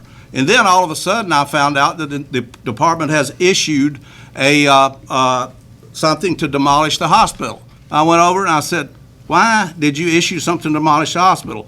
Well, we discovered that if you do asbestos studies and lead studies and some of these other things, that we have to be involved to ensure that the directions of the consultant are followed. I didn't say, why didn't you call me? I just marked it up and went on my way. And lo and behold, here's what really happened on this thing. Here's why this is so important. We had an injunction to stop the demolition of the hospital, a temporary injunction that was in force. So what does Tillman do? He goes and he gets the county. Now the county, keep in mind, the county has already issued the demolition permission. They had no business being back on the property at all under any circumstances whatsoever, period. Because it was in demolition, it was fenced off, it was dangerous, don't be there. But when they got we got the temporary injunction, Tillman then goes to the county, and the county politicians did him a favor. That includes the staff along with the rest of you guys. They wrote a letter that the judge would not allow any additional information submitted before the hearing challenging Brandon's letter. He would not hear it. It didn't get there. But during the 2-hour hearing, I was there, so you're talking to Moses. Not in this lifetime or the next one to come. Well, in this case, you are. And the judge repeatedly referred to the letter item by item and said, well, if you can't walk on the floors, the building needs to be demolished. It looks to me like the building inspector is demolishing the building. The floors have caved in. The roof is structurally unsound. The structure on that roof is less than 20 years old. And I haven't looked at it, but it's probably steel. So give me a break. 60% of the building was built that way. The walls are saturated. That can't possibly be true for what the manager just said. He referred to this over and over again. And lastly, here's the really big misinformation lie of the whole thing. I want to commend you for the county for having the foresight to protect the properties around this hospital. Now, how many of you have been to Belhaven Hospital? It's got water, and it was fire is what he was talking about, the fire. There's water on 2 sides of it. It's 150 feet to another structure on the other side, and you have to go across the street to get to a building. So what has happened, I don't know how it's happened internally, because I have deliberately, after a short conversation I had with the manager, I stayed away from this because it has a real putrid smell to it. Real putrid. I don't know who was involved in this, but they put this young man in the position of lying about the condition of that building and of making it appear to the judge that he had condemned the building. The building inspector cannot condemn a building. The building inspector can start condemnation proceedings. After that, there's a process and a procedure of notices, and the owner in every building has the right to go in and say, I'll do this and do this and do that, and you get off my back. That's how it works when condemning a building. If a building is already being demolished and you have a temporary restraining order to demolish it, the building inspector at the county has injected itself into this process in a very corrupt way. We don't have a procedure other than the general statutes that goes to the demolition of a building. We follow the general statutes. We don't have our own ordinances having to do with this. And when you read the general statute, it says the things that I just said. There is a process. Nobody can go out and condemn your building and have it torn down. But Beaufort County has exceeded itself in this case. If you had had to sit there and listen to that judge refusing any additional testimony, which makes you very suspicious, as quoting this and drawing conclusions from this, and Beaufort County has gone in and helped their buddy. And that's what happened. You don't have a hospital in Belhaven today primarily because of Beaufort County. Because that case would have been totally different if the judge had not had this letter signed by a Beaufort County building inspector. Now, I have a problem with this. There are some other problems that involve procedural matters that go with this. For one thing, the paperwork that was submitted and signed, $100 in cash was paid. It doesn't say who paid the cash. Nobody signed the paperwork as a receipt of cash. The $100 that was paid, there's nothing on that piece of paper that says what it was for. Procedure after procedure, it makes you wonder how close this would come to failing an audit if it were looked at it by anybody that was serious. No names of individuals, the names of the owners, on and on. No description of the work to be done. Now, one thing you need to know about building permits. The county issues building permits. Why? Because you're building something. Counties don't issue destruction permits. So this is a serious matter, and I would request that at the next meeting, the manager be able to give us a full report of the people who were involved in doing this. Who made the request, who did the favors for Good Buddy, and who did not understand his job. Because the staff certainly didn't know what they were doing, or they would never have gone on the property to begin with. Very easy. Hey, guys, you already demolishing the building. So what do we need to go back down there for to tell you to demolish it again? It's corruption, pure and simple. Well, I'd like to take back my comment. Jerry, you weren't here at the time. I'm not including you in that. Thank you. Jerry has not tried to hurt the hospital in any way that I'm aware of. At this time, we're going to give our county manager the opportunity to walk us through this transaction. So, Brian, I'll let you have the floor. I'll be glad to tell you the steps in which it's my understanding the way things went through. The chief building inspector and the planning director came to my office one morning and said, we've gotten a request to do an inspection of a building. There's a concern that there's some issues with the building due to safety. I asked the question, what would you normally do in that situation? They said we would normally inspect the building and issue a letter to the owner regarding what the issues are with the building. Typically, it is unusual for the county to receive a request from an owner to come inspect their own building. That's your first clue. However, it doesn't matter in our eyes, because if it is typically it's a tenant that comes to us and says, my landlord won't do something. It doesn't come to code, it doesn't do those things, and our inspectors go and look at it. It's part of what they do for their job. Or we may get a complaint from an adjoining property owner that says, there's an issue with this and you need to look at it from a safety standpoint. And that's what our inspectors do. So what I said to them was, how would you normally handle this? What would you normally do? And they said, we would normally look at it. I said, well, then you need to do what you would normally do in the situation. So they went down, they looked at it, they issued a letter, which is what they typically do for anyone, to say, these are the issues that we found. Now, you have to remember that the building inspector is the only one who can do that. And it's based upon his certification and his understanding of what the structure looks like and what his job is. He issued a letter to the owner that said these are the deficiencies that are related to this structure and they need to be corrected. And if they're not corrected, then under the statute, I have an obligation to condemn the building. Now, condemning a building... Whoa. The words condemn are not in that statute. He doesn't condemn the building. He issues an order for corrections to be made. I've got a copy of the general statute right here. Commissioner Hood.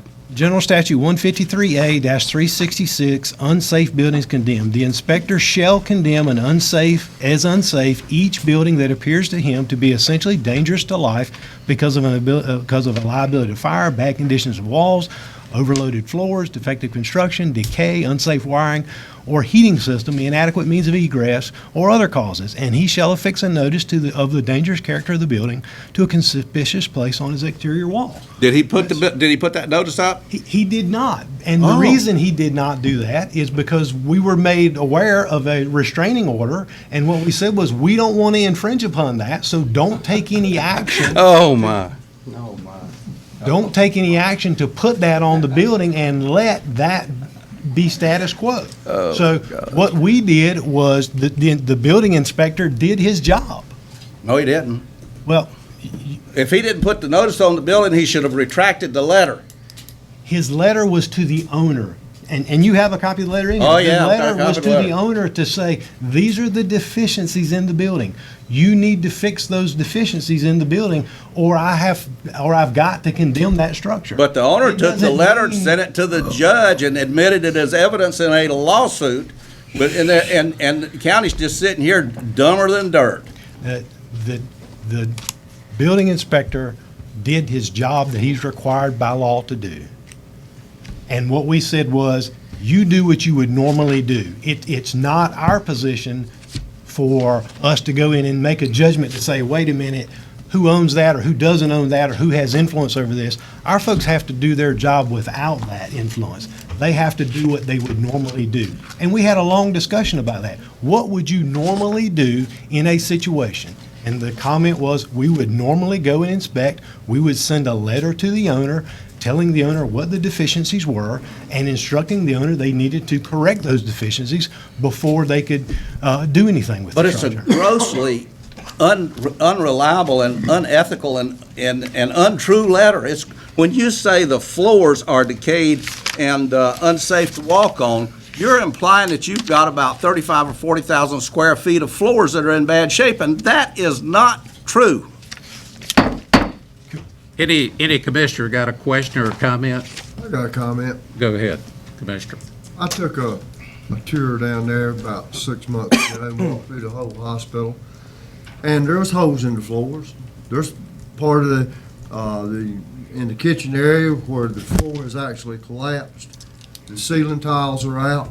There's rust in the roof area, wires exposed, and there is mold and mildew halfway up the walls. I saw it myself, and it was the mildew and mold was so thick in that building. I didn't wear a mask. Ron Buzzio did, and when I come out, I had a knot in my throat.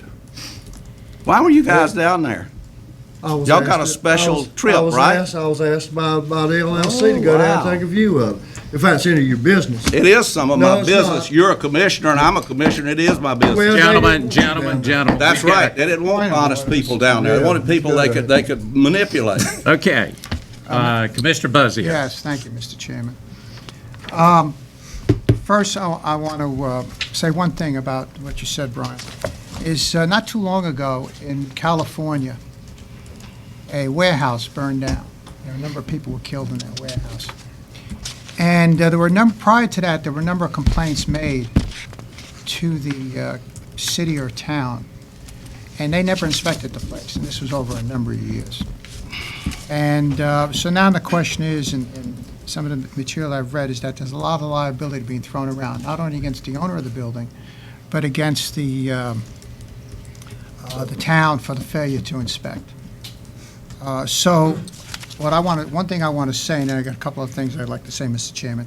In my opinion, the county could have assumed liability if we didn't inspect at the request, whether it's an owner or request of a land, somebody's renting a building or something, not to inspect that building. As far as I'm concerned, in reading the testimony, which makes interesting reading, and the judge's opinion, and this is a word for word of that hearing, I think we did a good job. If we didn't do what we did, we could have been assuming liability, and also we had to follow the TRO by not issuing a condemnation, and we didn't issue a condemnation. Huh? We issued That's not that there was true. hazardous condition. Excuse me, and I like some That's professionalism. not true. Well, you're not going to get it from me because I'm going That's to the defend the truth. public. That's the truth. Commissioner Richardson, allow him to finish. It's the truth. please. Letter, I'll read the last paragraph so everybody understands what it says. Under General Statute 153A-365, the property owner shall immediately remedy defects and hazardous conditions. If the defects and hazardous conditions are not remedied immediately, then we'll have to condemn the building. But in condemning a building, you still have the opportunity to repair in reading the statute. But I want to say something about the hearing itself. The main issues in this hearing that the judge rendered a decision on, yes, he did mention this letter, but the TRO was based upon fiduciary obligations of the managers of the LLC. That was one issue.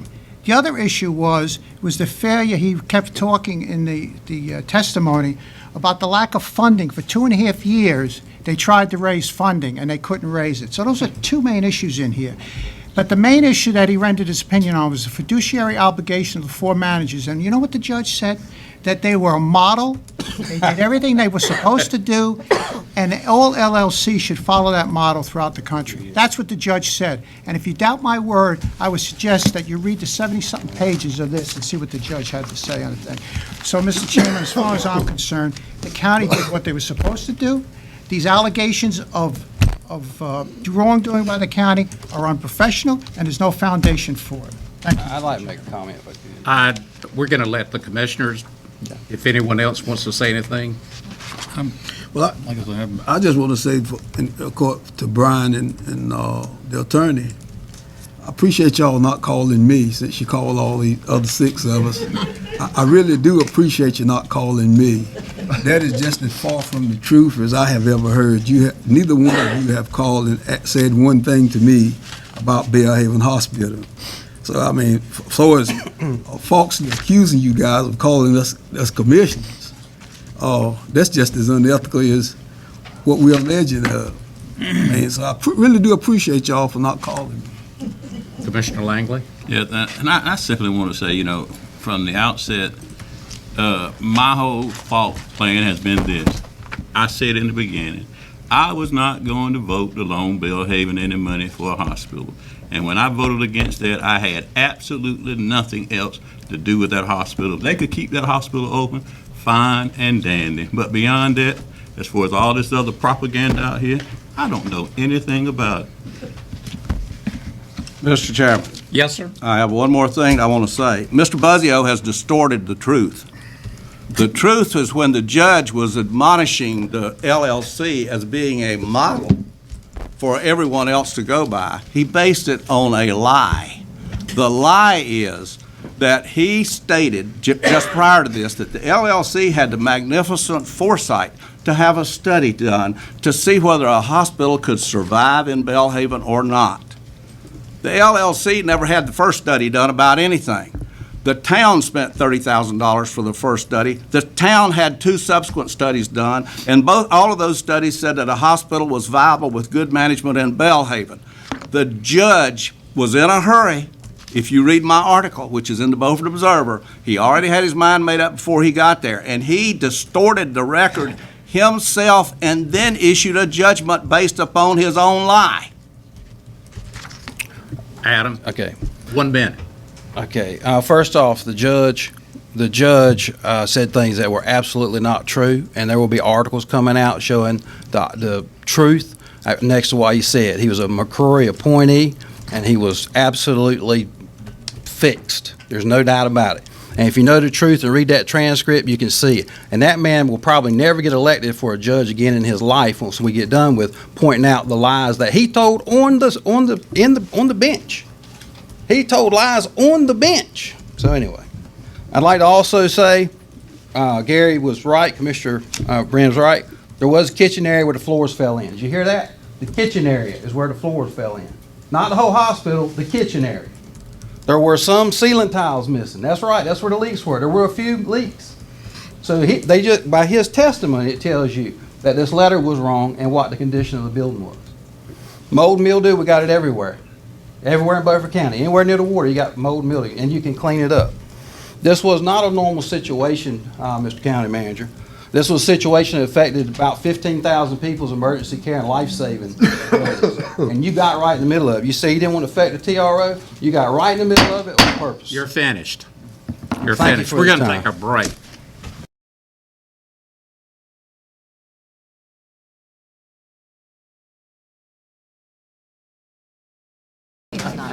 under attack by Russians. Okay, Commissioner Langley would like to say a word.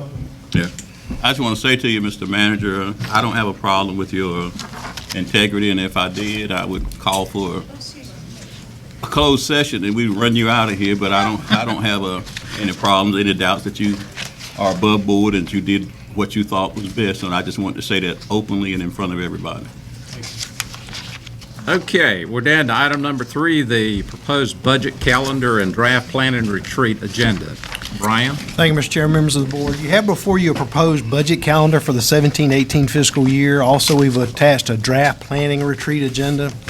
A couple of changes in the proposed schedule for 17-18 in the budget. One of the things, and if you'll go down under budget, I will tell you we made a mistake on one of them. Commissioner's budget questions, clarification to the manager. We said, please submit before 5/8/17. It's actually 5/18. We missed a 1 there. But one of the things that it's specifically exactly the way we did it last year in the layout. What we did do was ask that you give us a little additional time. The reason that occurred is that what we're trying to do is give the tax office some additional time to get revenue numbers in and solidify those revenue numbers. Business personal property, the final date for business personal property is April 15th. So with the calendar this year, your May meeting is very, very early in the month. So we'd be rushing the tax department to get in information. And what we want them to do is to be able to get in as much information as they can on business personal property, because the businesses will wait till the very last minute to get those numbers in.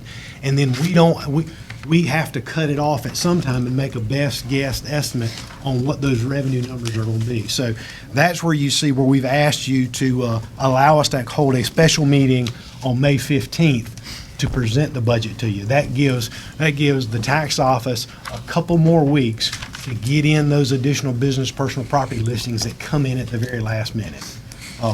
So that's essentially the change there. The other one little change that we did do was we reduced the number of meetings in the budget workshop, because as you recall last year, and again, we can expand those as we need to, but as you recall last year, we ended up getting out of here real quick one night. So what we did was we combined the county and the outside agency discussion of service expansions into one. The second piece you have is the proposed planning retreat agenda. It is very similar again to what we did last year. We have not nailed down a location yet. We'd ask for your indulgence in that. It was our staff's impression, I don't know if it was your impression or not, that it was a bit cramped at the estuarium with everybody in there, and what we thought was we would look for another venue that may be more conducive for comfort for the board, as well as to be able to have people there if they wanted to, because in that situation, you had people around the walls and it was kind of cramped. We've talked to the community college about maybe using one of their larger rooms so that you could have more people and people could be comfortable and sit and hear and understand some things. A couple of the changes that we did in the proposed planning retreat agenda, again, we're going through our major departments, getting you the information, letting them give you an update on where they stand, what they anticipate coming up, both the community college and the school system, and then our major departments. We've also included a short piece in there from our new risk manager. She's doing some really good things. We want you to know about what those things are. The Register of Deeds, Ms. Whitehurst, has asked for some time in the planning retreat to talk about some of her concerns with her space needs. So we put some space on that for there. Again, we added in some time, some additional time for Mr. Parker to talk about the revaluation project, because we will be a year into that, and he'll have some additional information for you. There's also a piece in there this year that you did not have last year, and that's the election piece. We're going to ask Ms. Hopkins to come in and give you an update on that, because there obviously is going to be some implications with some of the new law changes and potentially additional elections that may come up. I know there's some legal battles that are going on regarding that, but you need to understand clearly what implications there are for the budget regarding those. And then there's also a piece in there for the public transportation update from the BATS group.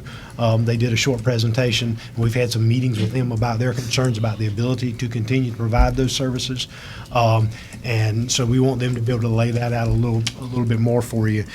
They are providing the transportation piece that the county is responsible for providing.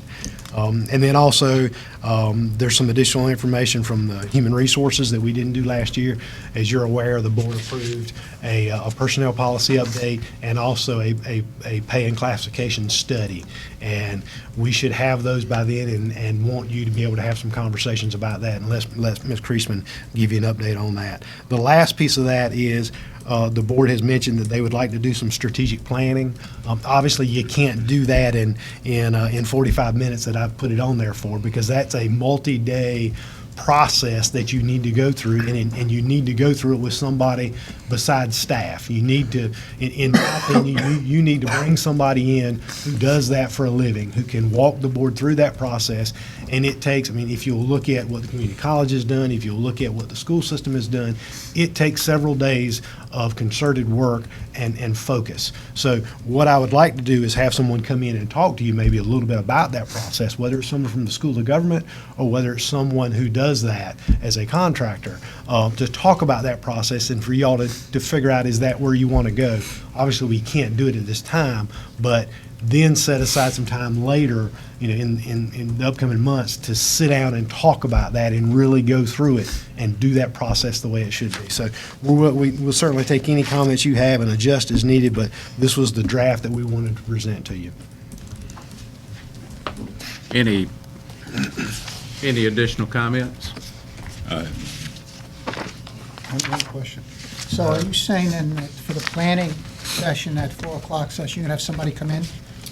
What I'd like to do is just have someone come in and talk about strategic planning, the process of strategic planning, what it takes to do it, how you go through that process. I think I can get someone from the School of Government to come out and do that and talk about that with you and go through that process. Obviously, again, you can't do it in 45 minutes. I understand that. But It's a while. it is. It takes some time and it takes some effort, and it takes getting aside to be able to do that and focus on it. So that's kind of what I want to walk you through. Okay. The other piece that in the finance piece we want to talk about is and some folks forget that there are certain mandated functions that this board is required to fund. And when you talk about a budget and you look at what opportunities you have for reducing that budget or making changes, you got to understand clearly what statutorily you're required to provide. There are certain things you have to do. You have no choice but to fund them. So what I want to do is take you through that process so that everybody clearly understands what those statutory requirements are. Then when you say, we want to cut this or this, then you know where you can and what you can't. So. Mr. Chairman, Yes. can we consider the Attorney's Theater a venue to hold the budget? certainly They've could. got ramps to get up, handicap ramps. They got a big area, big seating area, come and go as you please. They're very receptive to that. If the board is, and I don't know, from our perspective, we're trying to minimize any cost. I don't know if they charge us for that. If the board wanted us to look out for that and see, and we can certainly bring it back to you. It's my understanding that there would be no cost at this. Go look at it one day community and college. see if that'll work. And Okay. I've been up and looked at it. I think it's a lot more room up there than you think. So, if the board would like for us to look at that, we can certainly look at it for cost-wise to see if they would charge us for that. We're happy to do that. Any opposition to looking at that site? Bet you and Jerry check that out. Okay. All right, we're down to number 4, use of the county funds for laboratory work. Brian? Actually, I think whether Commissioner Richardson wanted to address it or whether you want to. No, you probably know more than I do. Well, I had a conversation, again, this is kind of a follow-up with the district attorney. I had a conversation with Chief Rose as well. At the last meeting, we talked about the district attorney's comments that a certified drug officer with the sheriff's office, he felt would help expedite things more than anything. So Chief Rose and I actually had that conversation today about exactly what that meant, and I reached out to the district attorney to ask him, was that someone who would actually be doing the actual testing of those drugs, excuse me, in a controlled setting, just like they do in the lab? And he said yes, it would not be, because the sheriff's office has folks who can do the initial quick test to determine what they anticipate it being and rule out things, and then give them probable cause to move forward. What the DA was saying was this would actually be someone similar maybe to what they have in Pitt County, where the county actually has their own lab and they have officers who do the testing. They're chemists. They are certified officers, but they're chemists, and they do that work. So I think that for us, and again, Chief Rose and I were having that conversation, whether we as a county have enough work to keep somebody busy. And if we do, then that's great. If we don't, then maybe it doesn't make sense for us to do it. And then we explored the opportunity of, well, what if we looked in this prosecutorial district? Was there a way to bring everybody together and look at one? And again, Chief Rose's comment was, well, we're the big fish as we look at that district, and we would have the majority of that anyway, and ours is very, very large compared to anybody else. So if we can't sustain it, we weren't sure that other counties coming in with us would be able to do it. The third option is maybe to have a conversation with the folks over in Pitt County. Chief Rose indicated that several years ago, they were actually asking, and again, I don't want to put words in his mouth, he's here, that they were asking for other counties if they wanted, as they were building their unit up, I guess, they were looking for other counties to send business their way. And it's my understanding, he said they're actually not looking for that now. So I don't know if they have enough business, but we still have the opportunity to maybe reach out to them and say, is that something we could partner with you on and pay you a small amount or whatever, instead of having to have somebody come. It's obviously quicker to come from Greenville than it is to come from Raleigh. But that's kind of where things stand right now, and take any direction to do that. Well, Mr. Chairman, Yes. Ron, would this do away with us having to send drug samples and blood out of the county? I think it would, again, I don't know. My anticipation would be no, because you couldn't have all the equipment that you needed to analyze Well, every that's type what I of was drug there wondering, was. yeah. And of course, we wouldn't, I don't imagine they would do blood now. They may, I don't know. I just don't know the ins and outs of all that yet. Well- It's still some additional discussion. Yeah, I talked to Chief Rose today, and we decided identically the same thing that you just said, that we probably should reach out to Pitt County and see if there's an opportunity there. But going back to what we're trying to do, we're not trying to take over and do all of our own drug testing ourselves and all that sort of thing. We're trying to find a way that when some of these cases get hung up, that we have a place that we can go to get some help, because it's, right now, I just did the study, you have this jail report that you get every month. And there are 16 people out of the 70 that are in jail right now that have been there for more than 6 months. Now, there's probably 6 or 7 of those are murderers. Some of the murderers have been there for 2 years without a trial. And we have a lot of people, the big balance of the rest of those people are people who've got drug paraphernalia. And they're sitting over there for 6 months waiting on a fairly common charge trial. And we need to find a way, we'll save a lot of money if we can find a way to move these people on into their trial, and either get them on the street or get them in jail, whichever place that they belong. And that's really all we're trying to do, is to find a way to get some assistance on cases when the state is not getting back to us promptly.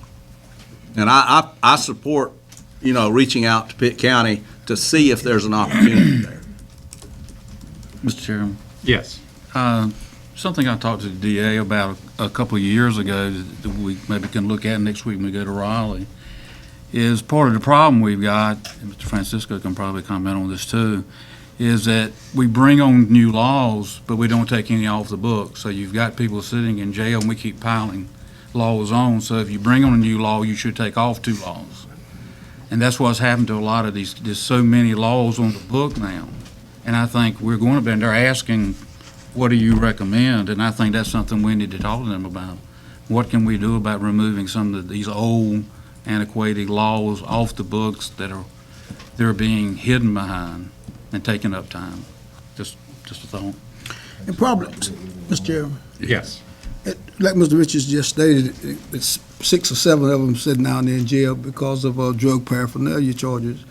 If you study and look at them pretty closely, they're probably violation probations. You don't have to have a drug test for a paraphernalia charge, but if you do something on the street, if you get charged with drug paraphernalia, you got to probation, violation probation, you go back down and there's no way to get you out of there for that.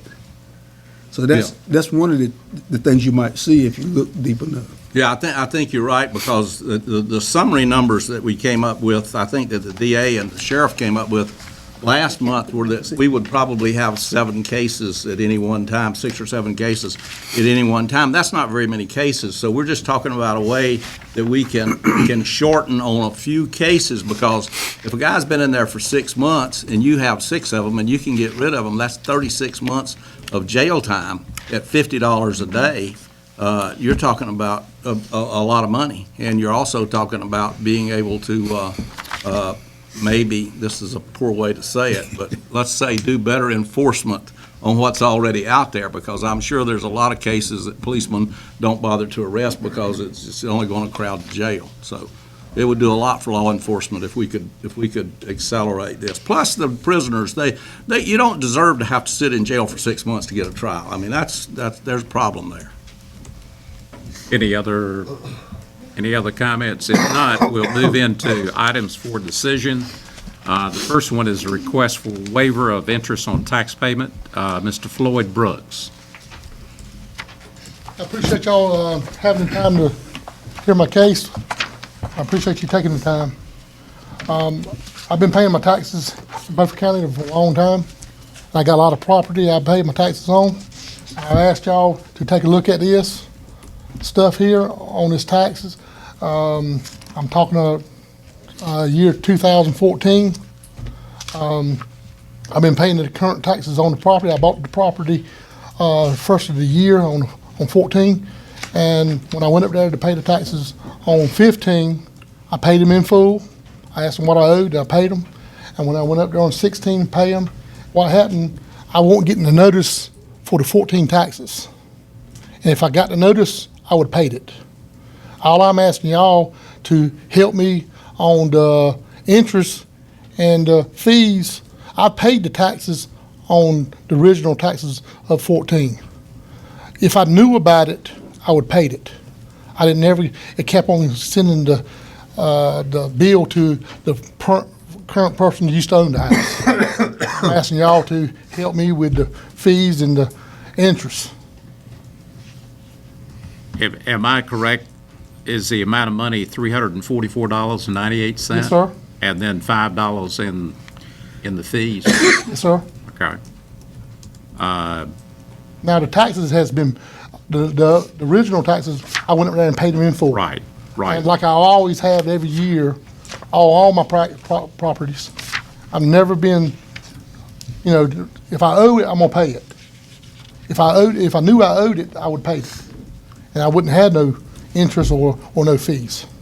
What you're saying is you bought the property during the year and the Yes, tax sir. notice got sent to the previous owner? Yes, sir. And I didn't realize to 16.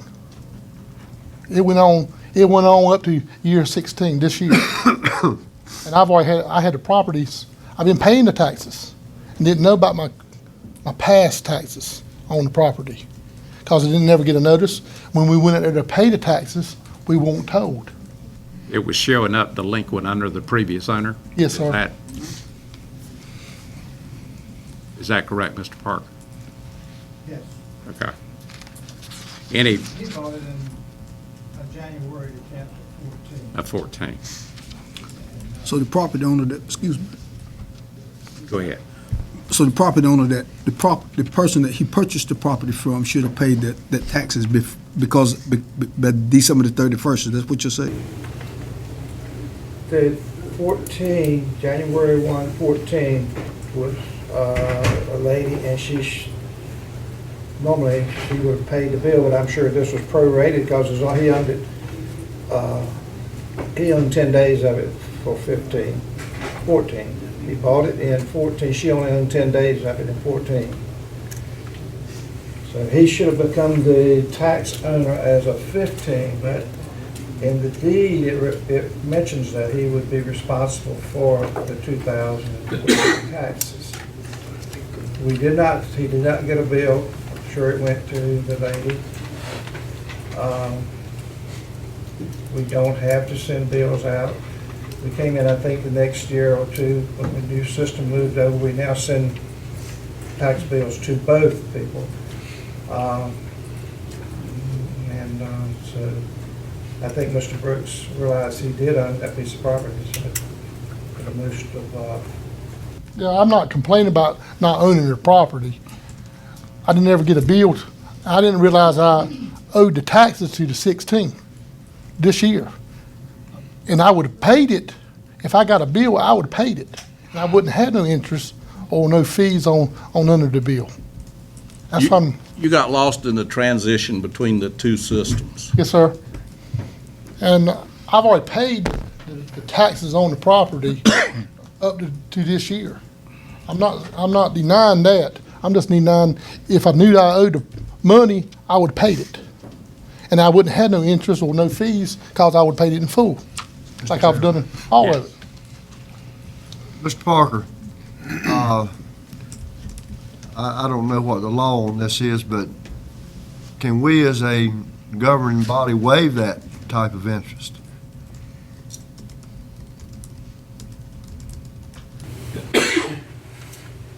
as a tax assessor, I can't waive it, and as of the, I think I spoke to Mr. Richardson, I bet he asked me about this.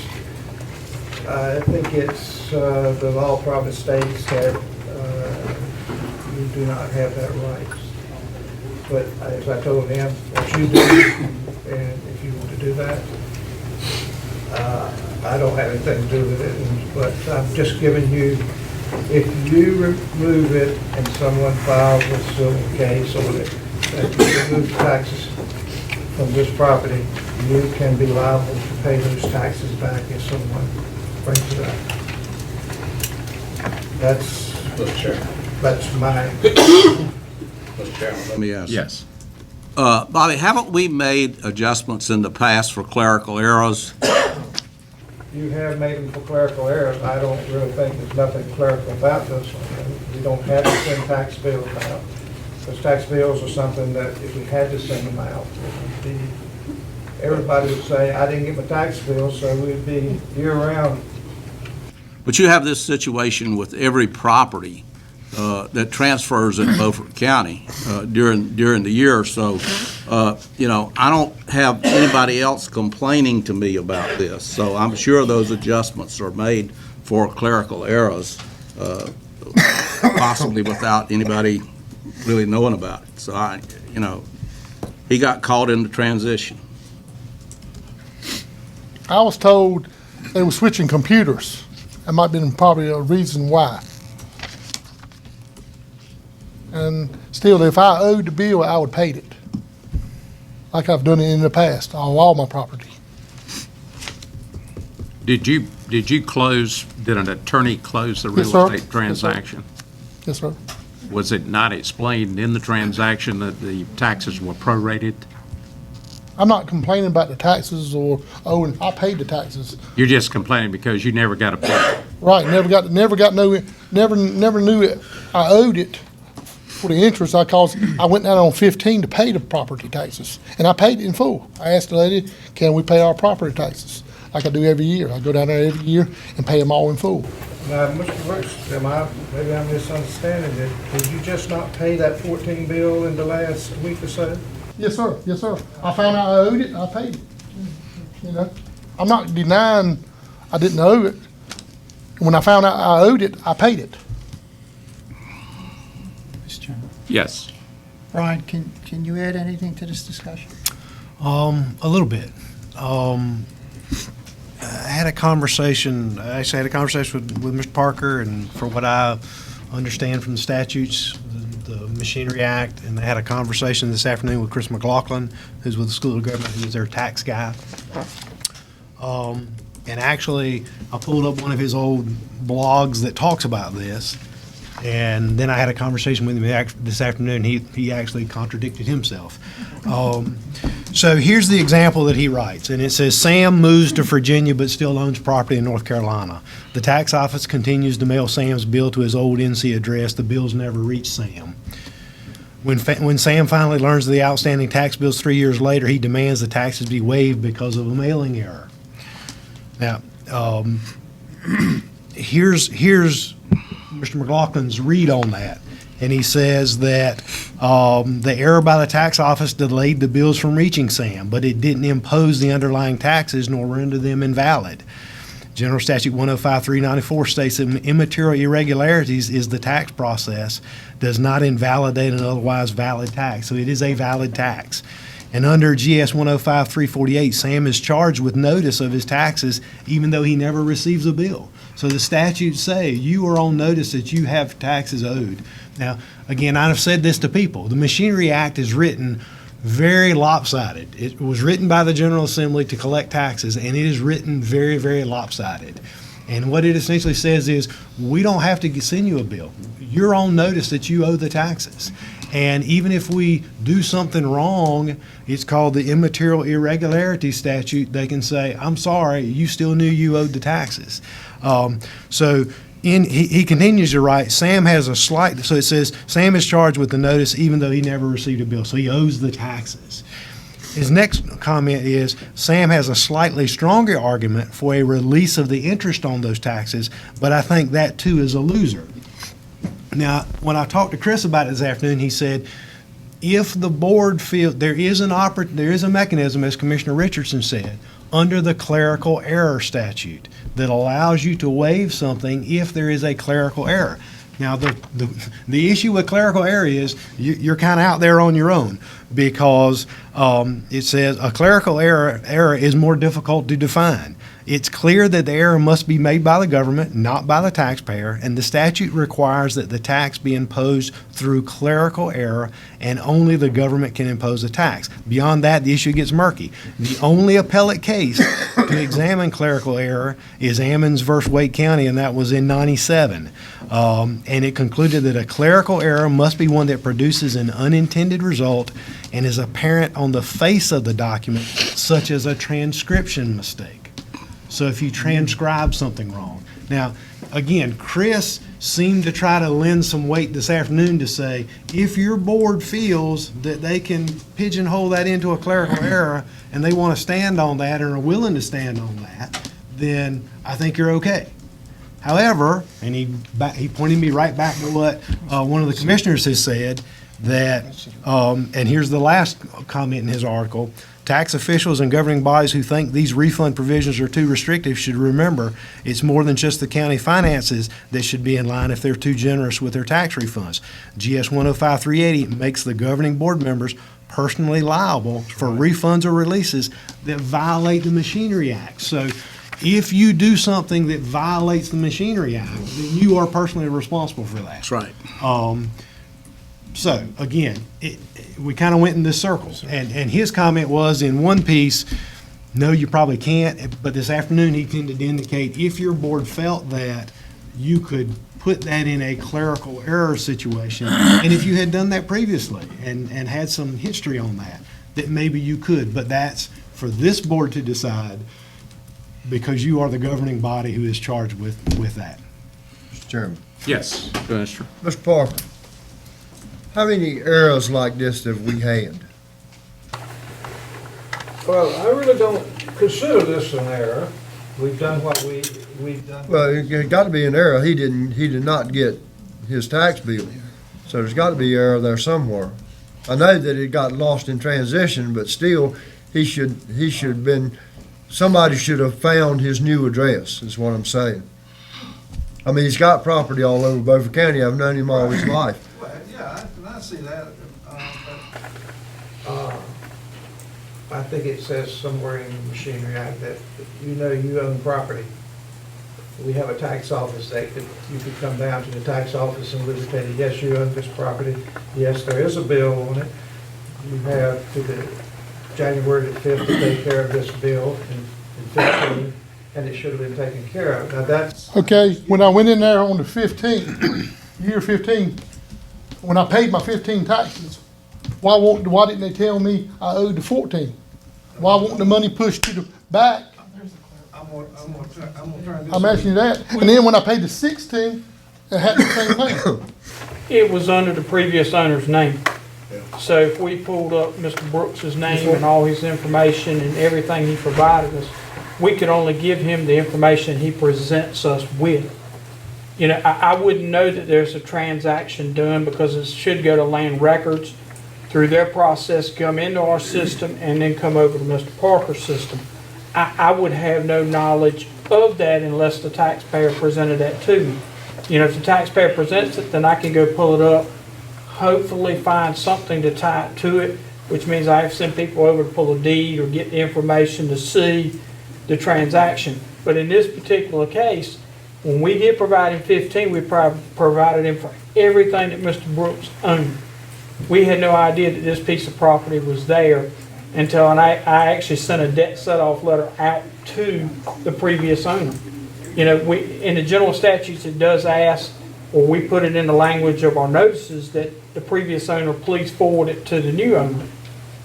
But we all know what happens with that. If a previous owner gets it, they may throw it away, they may get rid of it. But when my staff pulled it up and I've gone back and looked at it, we didn't have any record that he owned the property. So we did provide him with the information we could at the time of what he had in his name. When they notified me what I owed, I paid it. No questions asked. That's not the question. I'm just trying to find out whether there's a way that we can do it and not get us in trouble. There's no way that interest, he's not complaining about his property tax. He pays his property tax. He's just complaining about the interest that's on it. And he didn't know about that interest, or I know that he would have paid it. I got a question. Yes, Mr. Booth. Is there any way that we can put a lien, I mean, the person sold him a bad bill of goods, evidently. I mean, if the person owed the taxes and he didn't get it, is there any way that, I would hate to taint his title. That taxes are gonna follow right along with The transfer. And see, reflective January 1st is whoever owned it for the previous year. So when I send my notices out, which I ask permission for y'all from, I'm going on the basis that the system is updated. Now, when we went from 14 to 15, I do remember we pulled out about 350 that had been transferred but were not reflective in the new system. To hold it, I could only go off of what was provided and do my due diligence to make sure I didn't advertise anybody in error. I mean, that's me doing my due diligence to make sure. Did somebody maybe get advertised in the case? In this case, they probably did. But I can only do my due diligence to find what I can. I don't have the access to the land records of the other systems. I can only go off of what we pulled out of the records for that year. Well, Mr. Brooks, I've been serving for 2 years. Yes, sir. This is the first time that it's ever come up during that 2-year period. I don't know about the rest, but we're really tied by state statute on some of this stuff. And when I hear somebody say that we're personally responsible for the $300, I mean, yeah. Did I understand you say that? It says if you release something in violation of the Machinery Act, you are personally liable if someone brings a claim against you. But if it's a clerical area, you're not. If the board views it as a clerical error and stands on that and believes it is a clerical error, you have the ability to release that, according to Mr. McLaughlin. Well, I think we made a clerical error when we changed over computer systems and we didn't pick this up. I think that's where the clerical error was made. Then he should have been sent a notice right away, which he says he would have paid. Mr. Chairman, but you said there's no obligation to even send a notice out collecting taxes. We are obligated, every citizen who owns property is obligated to know they have to pay taxes. Is that what you said? This is not taxes. That's correct. This is not taxes, this is interest. Yeah, interest because taxes weren't paid. Let me clarify that. The Machinery Act puts every person on notice that they owe their taxes. And the Machinery Act does not require the county to send you a bill. It puts you on notice that says, if you own property, you owe those taxes. And I think in this instance, the taxes, when the property transferred, the taxes weren't paid. And was there you have to determine, this board is the only one who can determine that, as to whether you believe that fell in line with a clerical error. And if it is a clerical error, then you have the ability to say, we'll waive that. You can't waive the tax, because the tax is a valid tax. It's been paid. However, if you also have to remember that when you say that, you may also open the door to everybody and their brother who says, I didn't get a bill. Well, I don't think you're doing that in this particular case, because at the time the property was transferred, technically there were no taxes, because we had not set the rate for that tax year. Now, I know they use estimated taxes and a whole bunch of other things. The lien attached, but you didn't know what the lien was. You didn't know the amount of the lien. Okay. Because we had not set the taxes. Okay, so yeah, you're right. Right. This is like taffy. Well, the lien had attached, and so, but the error was made by the county when the county did not pick up the title transfer when we switched computer systems. So that's where the error was made. Insofar as everybody else in the county doing this, look, as much real estate is transferred in this county, you're telling me this is the only guy that they haven't called over in the tax office somewhere and made the transfer without it ever having to come here? It's pretty obvious he slipped through the cracks. They didn't pick him up like they were supposed to and make the transfer. So we've made an error. And I move that we grant him the $360-something, $44 or whatever it is of tax relief, and let's move on to something else. I second that. It's not tax relief, it's interest. Oh, yeah, right. You've got to be very careful. Thank you. Thank you very much. It's not tax relief. He's right. I second that motion, Mr. Chairman. All right, are you guys including the $5 in Yes. in fees? Okay, we have a motion and a second on the floor to waive the interest charges of $344.98 and the collection fees of $5. All those in favor? Discussion? Discussion. Can I say something? Yes. This is very troubling to me, personally, and also based upon precedent. Based upon what you've said on state law about the obligation, if you own property, to pay taxes on it, and there doesn't have to be any notification. Based upon the example you gave on what is a clerical error, to me, this board will be stretching that interpretation that could open the door to giving us major problems as time goes on. And again, I'll go back to the fact that the Machinery Act is written very, very one-sided. Yes, I understand that. Machinery Act says that you know you have taxes because you own property, and we don't even have to tell you that. You know it, and you have a responsibility of paying it. It also says that if we screw something up, there's a statute in there that says it's called the Immaterial Irregularity Statute. Sorry, we made a mistake. You still owe the taxes. That's the way the act is written. So it is very harsh and one-sided. Correct. However, this board, and again, it's this board's decision. And there, according to this, there has been only one case that has delved into litigation regarding what a clerical error is. It's your decision as a board to determine whether that meets the criteria of a clerical error. And again, a clerical error, it says, is difficult to define. It says it requires that, that it produces an unintended result and is apparent on the face of the document, such as a transcription mistake. So if the board believes that this occurrence fits that criteria, then I think you have grounds to stand on that. And you could stand up in court and say, this is what we believed if someone brought a challenge, and you know, let it, as long as you act in good faith, I think. I think if he owed a tax, that I couldn't agree with this, but he owes the interest, and the interest That's right. accumulated because he didn't know about it. No, interest accumulated because he didn't pay the tax. Is that correct? Like I Potato, said, potato. this is very troubling. It's very troubling, and the example you give, that the individual gave on what is a clerical error, Right. like a transcription or something, makes this an extremely difficult situation. It is. I agree with this individual, but it just makes it extremely difficult. Thank you, Mr. And Chairman. again, it goes back to this board's decision on what it defines as a clerical error, because there's not really any good case law that talks about what that is. And you have to look at it in its totality and decide as a board whether you believe that to be a clerical error and whether you want to stand on it. Correct, I understand. Thank you. Any other commissioner comment?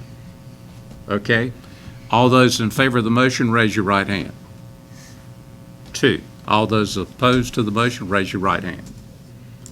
This is an important vote, fellas. The vote is I've been here 5-2. 20 years. I'm going to remember this because this is not the way it's worked in the past. Vote is 5-2. Mr. Chair. We've been informed that it was not a clerical error. That's the thing that concerns me. Our duty, Okay, we've already been informed that it's not a clerical error. okay, when I paid the 15, year 15, okay, they should told me I owed taxes.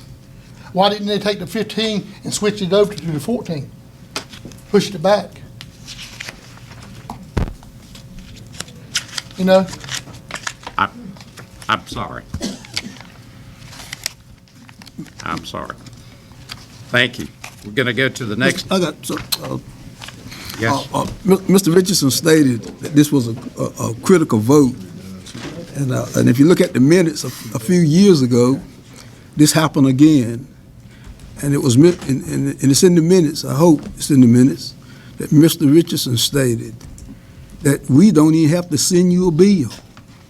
And that person had to pay. That's right. Now, that was a few years ago that he stated that. That's what I based that decision on. That's right. We don't have to send you a bill. But if we make an error, we need to stand good for it. Okay, we're down to item number 2, approval of technical services agreement. Christina Smith.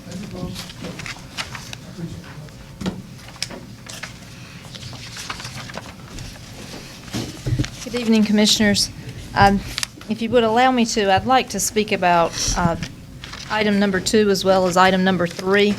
Both of these items deal with providing emergency power to the sites for the Beaufort County Water Department. If you'll recall, in the fiscal year 2017 budget, there are funds that were allotted to start providing emergency power to our sites. A little bit of history is that we do not have generator power at any of our water sites. We do not have it at any of our plants or any of our pump stations. Obviously, we live in the coastal plains. We have flats, so elevation is not our friend when it comes to moving water around the county. So the only way that we can move water from place to place is with pumps, and pumps need electricity. So during major storm events, whether that be hurricanes, whether that may be ice storms, if electricity and power goes out, then we are limited to the amount of water that is currently in the elevated storage tanks. Through the years, there have been some situations, there have been some areas of the counties that have run dry, and so that is why the board as a whole, as well as the water department, has investigated the best means to go about providing emergency power to these sites. This board made a decision fiscal year 2017 to start allocating money to do that. We are currently in the first year of a 3-year plan to do that. And so what the first item is item number 2, which is approval of technical services agreement. McDavid and Associates is an engineering firm out of Farmville. McDavid and Associates has been with the county for many years during the development of the system. McDavid and Associates, quite honestly, knows more about the system than any other engineering firm around, and more than their designers, know more than I know, more than Eric Jennings knows, which is our water systems manager, so they have a lot of knowledge. Tied to this, which is the money that we had allotted in this current fiscal year, is also, if we all recall, Hurricane Matthew. Hurricane Matthew came up the coast, and we suffered damage in October, and we did have an extended power outage. Very grateful to the hard work of the power companies. That outage was not as long as it was originally anticipated. If you recall, they were initially giving us information at the Emergency Operations Center that Beaufort County could be without power for up to 7 days, 5 to 7 days. I can tell you, power outage that long, there would have been citizens in this county without water.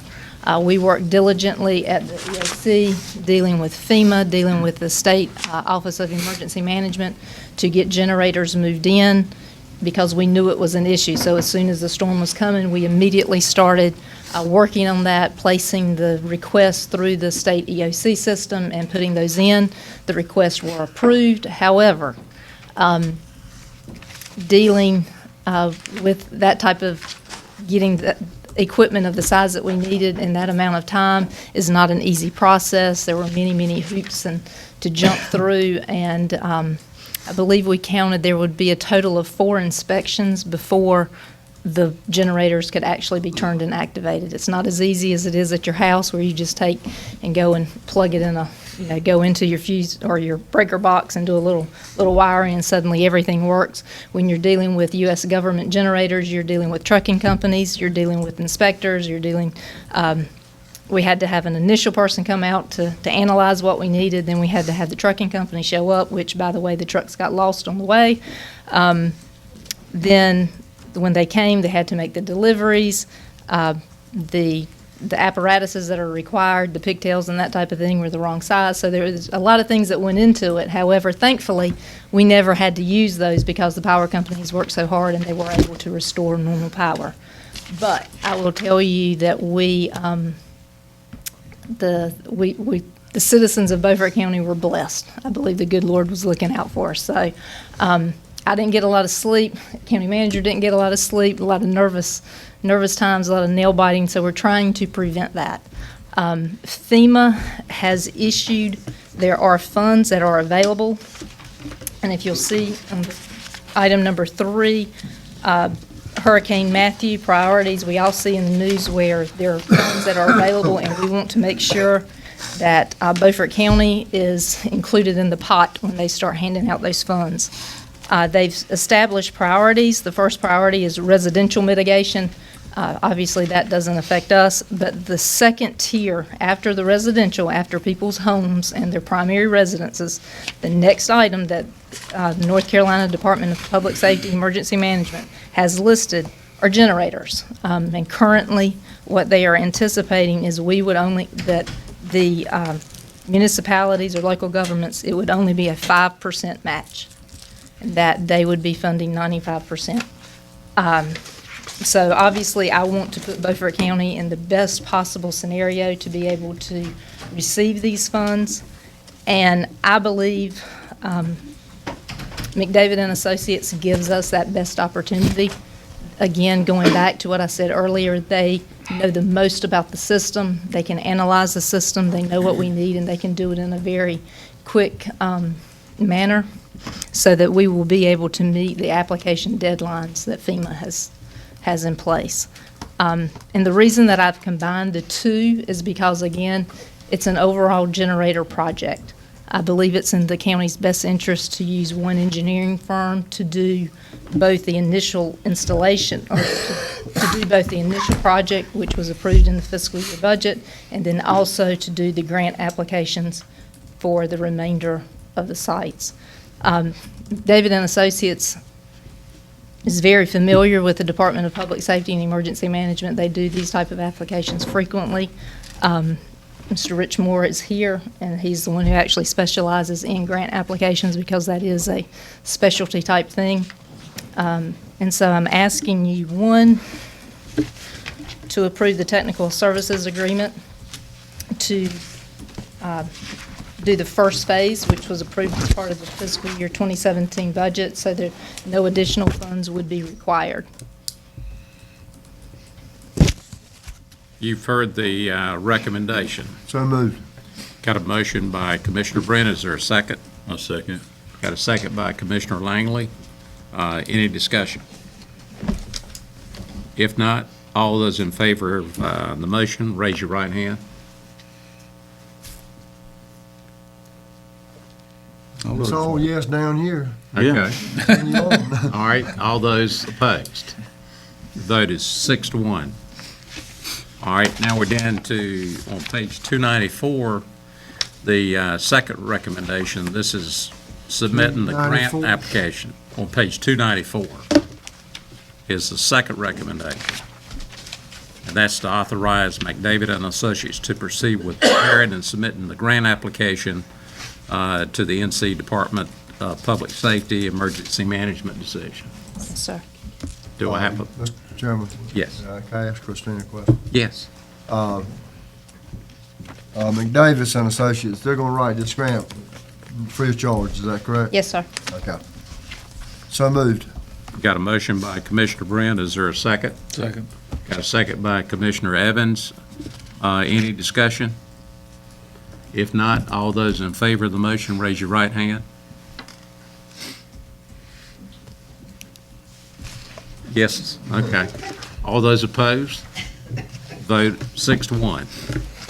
Thank you. Thank you very much.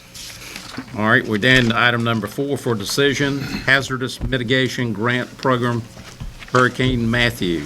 John Pack, Happy New Year. Happy New Year to you all, sir. Ms. Smith did a very good job of presenting the 5% for the generators, but I'm here to talk about residential structures. And if there's any money left, which I don't think there will be, we do have 3 businesses that would qualify, but they're the last priority down there for mitigation, as it's presented by FEMA, and you've got the documents there in front of you all, and I submitted those earlier. What we have right now is that Beaufort County Emergency Management, together with the City of Washington, had submitted Heritage Drive. Those are the apartments. Our apartment complex is down there as you're driving up towards the airport, or towards the Armory, just below the airport, on the left, that have flooded, in some cases 9 times in 10 years. And FEMA's very interested in getting them out of there. We have everything ready. By the end of the month, we will have submitted for expedited mitigation, if you all give us permission to proceed, to the tune of roughly $2.1 million to remove 20 units out of there. The deed to the land will go to the city, who will then be able to put a stormwater retention facility in, utilizing some of the property there that's down from the airport, plus where these units come out of, to help reduce the stormwater flooding below that facility and to the adjoining streets. Because what was occurring was it was hitting those buildings and bouncing over into the streets behind them, and was getting structures wet underneath their foundations. There were 7 claims by people over there that were honored and paid by FEMA because they had to get somebody to go in, get the insulation and the HVACs fixed on those adjoining streets. So what I'm here to ask you for, since all the paperwork had been done once before, FEMA had approved the project once before for Mr. Ball, and he turned the FEMA down on their offer and then went bankrupt a few years later. The people that have it right now are very interested and very desirous to not continue to have to keep trying to remodel these facilities. They just didn't believe they were going to flood this badly, but they flooded, 6 of the units flooded 3 times in 6 weeks. So, with your all's permission, I would like to submit that you authorize the designated agents for Hurricane Matthew to submit an HMGP project for the amount of $2,100,000 for the acquisition of the 20 units, not elevation, but the acquisition of those 20 units. Get them out of there, and we don't have to have the threat of first responders trying to go in waist deep water and trying to bring people out. Second item, we have identified 50 structures to 60 structures that will qualify under this HMGP program that are on the severe repetitive loss list and the repetitive loss list that we have not been able to get elevated in the past because they didn't meet the thresholds that FEMA kept changing on us. Hazard mitigation, they can't change that threshold on. That's the good news. So some structures that have been flooded 10 times but only had $5,000 loss each time, but $2,000 of that was deductible, so the people had to pay that out of their pocket. But 10 times they've had to clean out from under the house or other parts of their property, and they'll keep doing it until they would reach $100,000 worth of provable losses. We have an opportunity to get those people taken care of through the Hazard Mitigation Grant Program. Then we have people who don't have to have flood insurance or may have had it, but through no fault of their own or because somebody else bought the property and they paid cash, didn't take out flood insurance. But if they've had previous losses, and we can demonstrate previous losses to we, the taxpayers and the federal government, because we all pay these taxes, we can eliminate these structures as part of this project. And so we've been concentrating on the structures that in 18 months are going to come out of the floodplain. And we're trying to reach in and grab some of those for the areas outside of the city of Washington. Because once they go out of the floodplain, there'll be no chance of ever getting those houses elevated utilizing a FEMA program, because there'll be no benefit cost associated with it because they're not in the floodplain anymore. So this is the last opportunity for some of these people utilizing past losses who, several of them are senior citizens, who couldn't afford $3,000 or $2,000 a year for flood insurance. Made their choices, but they've been excluded. So with the $10 million, the $10 million grant, I would propose that it'll be two $5 million grant requests of 25 to 30 structures per project, because you get above that, they become unwielding and unmanageable, to total that $10 million. So I would be asking for that. And then a new program. We identified some structures earlier that cannot be elevated, that involve senior citizens, low-income people, because the structures are engineeringly not sound. To try to raise them, the homeowners would have to come up with $100,000 for us to do a $150,000 lift of the house, but they'd have to do this $100,000 worth of repairs before we could lift the house. These houses it doesn't make any sense to try to fix them or elevate them.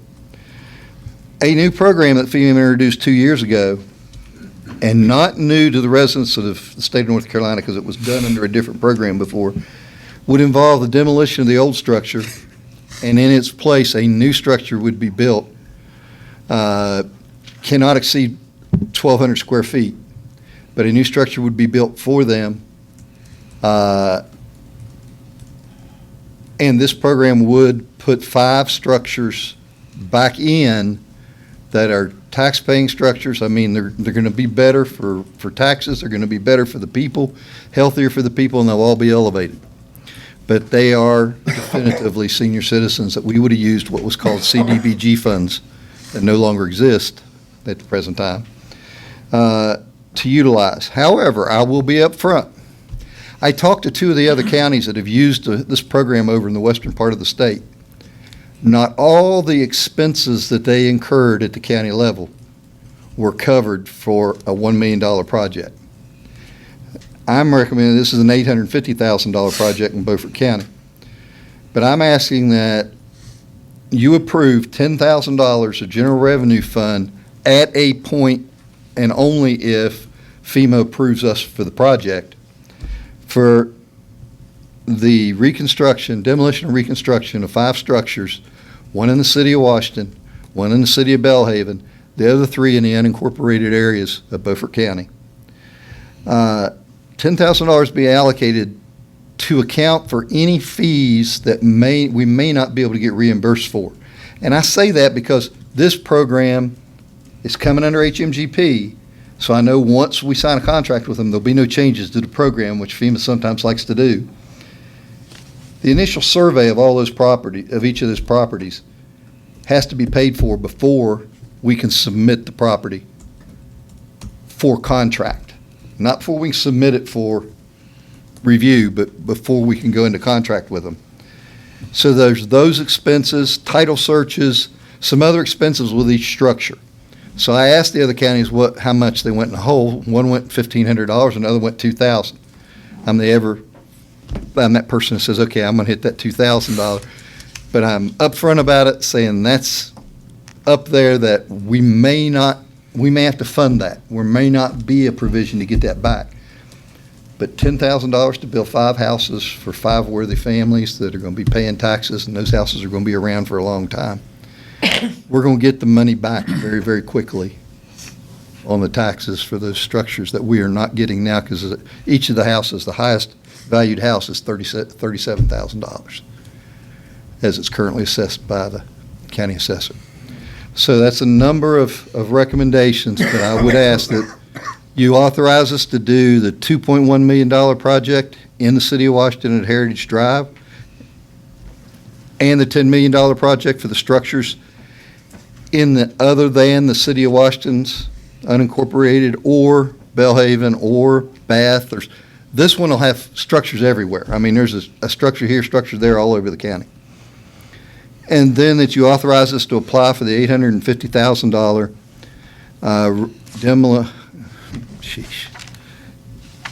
tear down, putting back together 5 structures. Put it in layman's terms. Actually, the proper terminology is the demolition and rebuilding of structures. They can be done modularly, but they cannot be done as double wides. And I just wanted to get that out. But that's what we're asking for permission to do. And also, if we get the project for the reconstruction, that at that time and point when we get it, that you all indicate to me that we're going to have that my predecessor will have the $10,000 to make sure that he's not having to find it in his budget to pay for the different things that may initially not be reimbursable. Mr. Chairman, Yes. I'm going to make a motion that we give you the authority to pursue this money, but forget a second. I got some questions I want to ask also. Sure. So that's my motion to approve his request. So you're going with the full recommendation? Yes. Can we take all this in one motion, or? If you'd like to. Okay. All right, we got a motion on the floor. Is there a second? I'll second. Got a second by Commissioner Langley. Now for questions and discussion. Yes, sir. Mr. Pack, you stated that the project over on Heritage Drive, and I'll be the first to tell you something need to be done over there. Yes, sir. But if you can find another way, or find somebody else that's looking to buy a house for $100,000, I got one for sale. Now, I'm just trying to get my arms around $2.1 million for that project. And my question is, who sets those prices? Sir, when we're submitting this in, we need to be able to identify what we know it's assessed for, what we think, since it's a rental property, that it's going to go above for that assessment.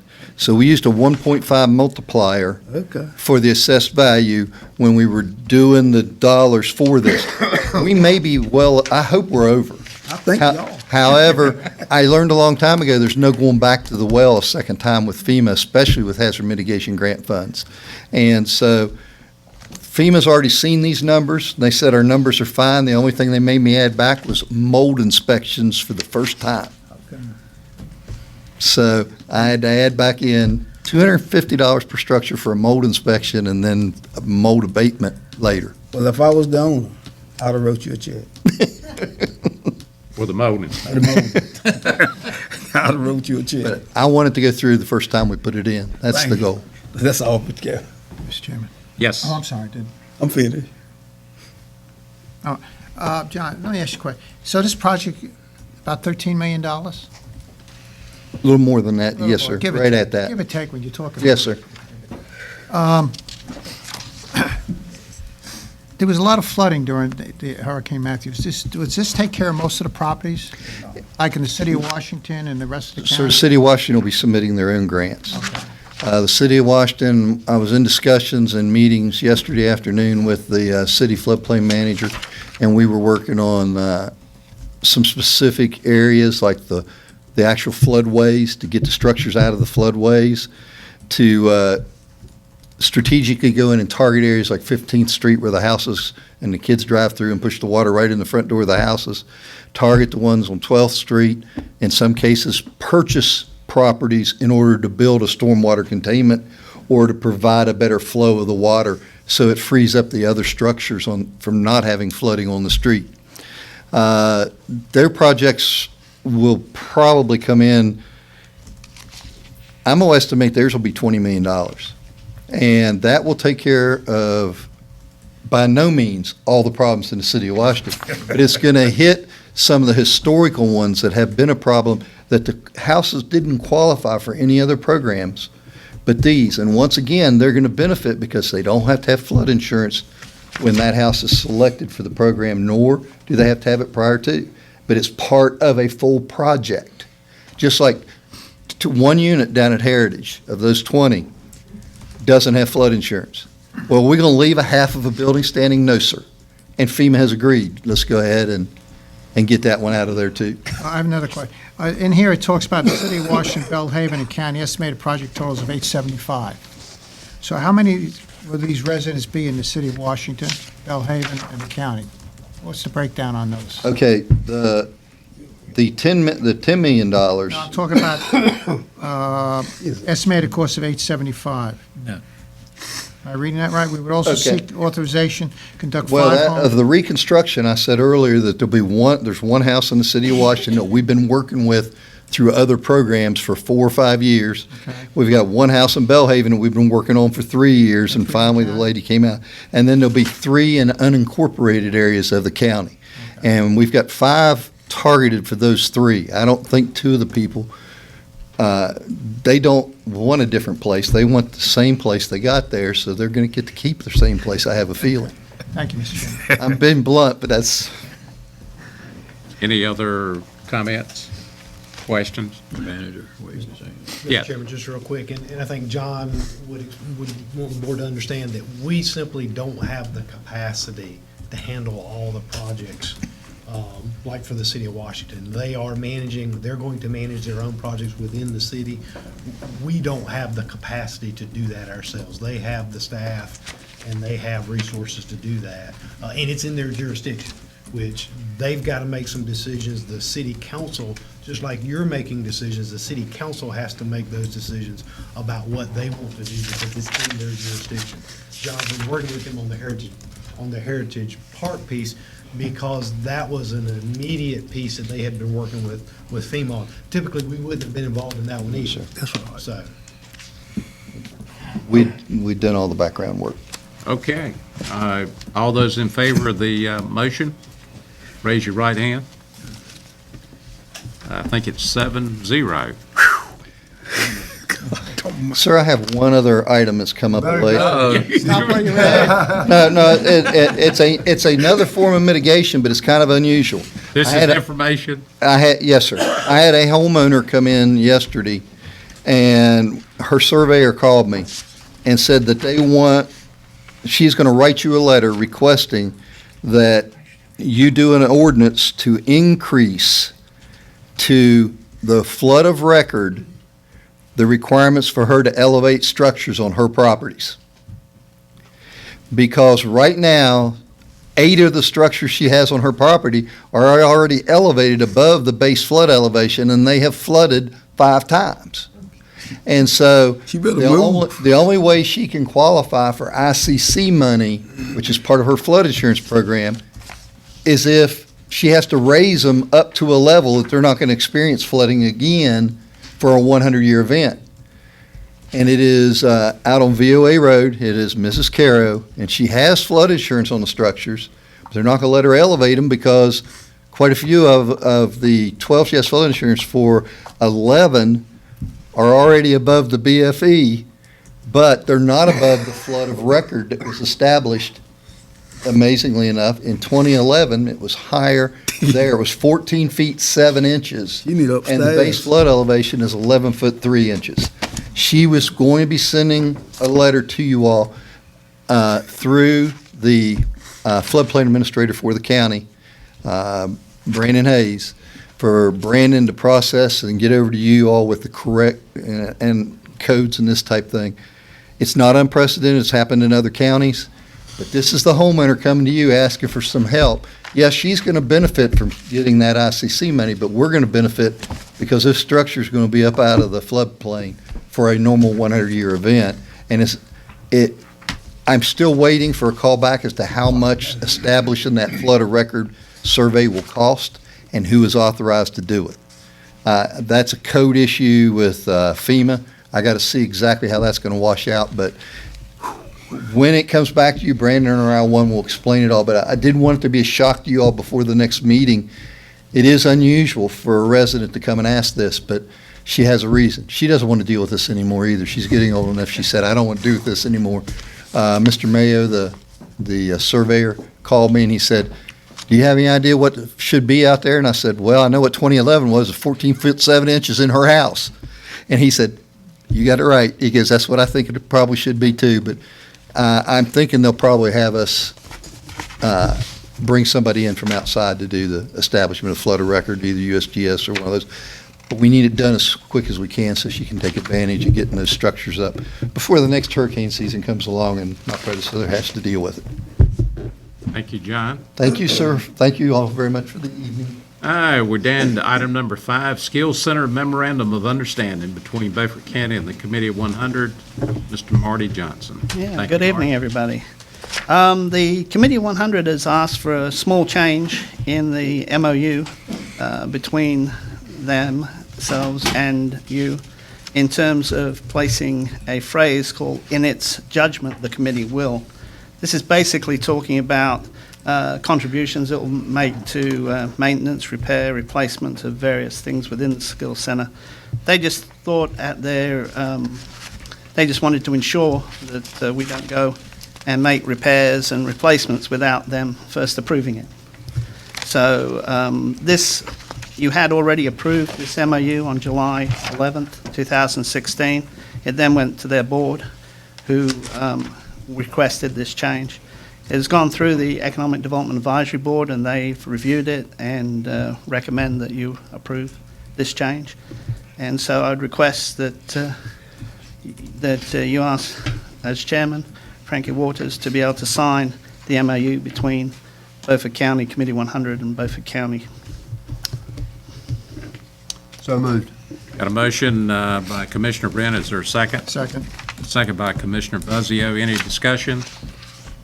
If not, all those in favor of the motion, raise your right hand. 7-0. Thank you very much. Thank you very much. Okay, we're down to item number 7, the EMS contract for Washington Township. Commissioner Richardson. All right, this same thing has been on the agenda, that I've had on the agenda before. And what it concerns is that we leave the EMS contract as it is with the, for Washington Township, and that we, if you want to tweak it or change it or increase the contract, whatever, but we don't need to put a unit at Old Ford and deny, make service worse. And in doing what the county has proposed, we really increased the expense for everybody in the county by $650,000. This doesn't make sense. What we've got is working. We don't need to change it. This will be a budget item, I guess, when it's finally decided, because this board is reluctant to do anything about this. But if you don't understand how what we're doing increases everybody's expenses by $650,000, please call me and I will explain it to you. We don't need to be going through this exercise. But I will make the motion that we not change the contract, just to see what happens on the board. You got a motion. Is there a second? If not, the motion fails. What I would suggest, I keep hearing that there's another option that the city's coming to the county with. I would recommend that our county manager set up a meeting with the city, and we already have a committee established on both sides, and that we meet one more time to see if there is another option to address the concerns of some of the citizens, and then come back with a recommendation to the board. Yeah, I attended the last meeting the steering committee had on the township, Washington Township. And now that I'm you appointed me as a member of that, I agree. I think we need to have one more meeting, sit down, and just look at our options. It was just having one meeting. I think on the second meeting we can get a few things ironed out and move forward. had a conversation this afternoon with the vice chairman about that. He chairs that committee, and our goal is to have that meeting sometime next week. Okay. And you'll report back at the February meeting. Okay.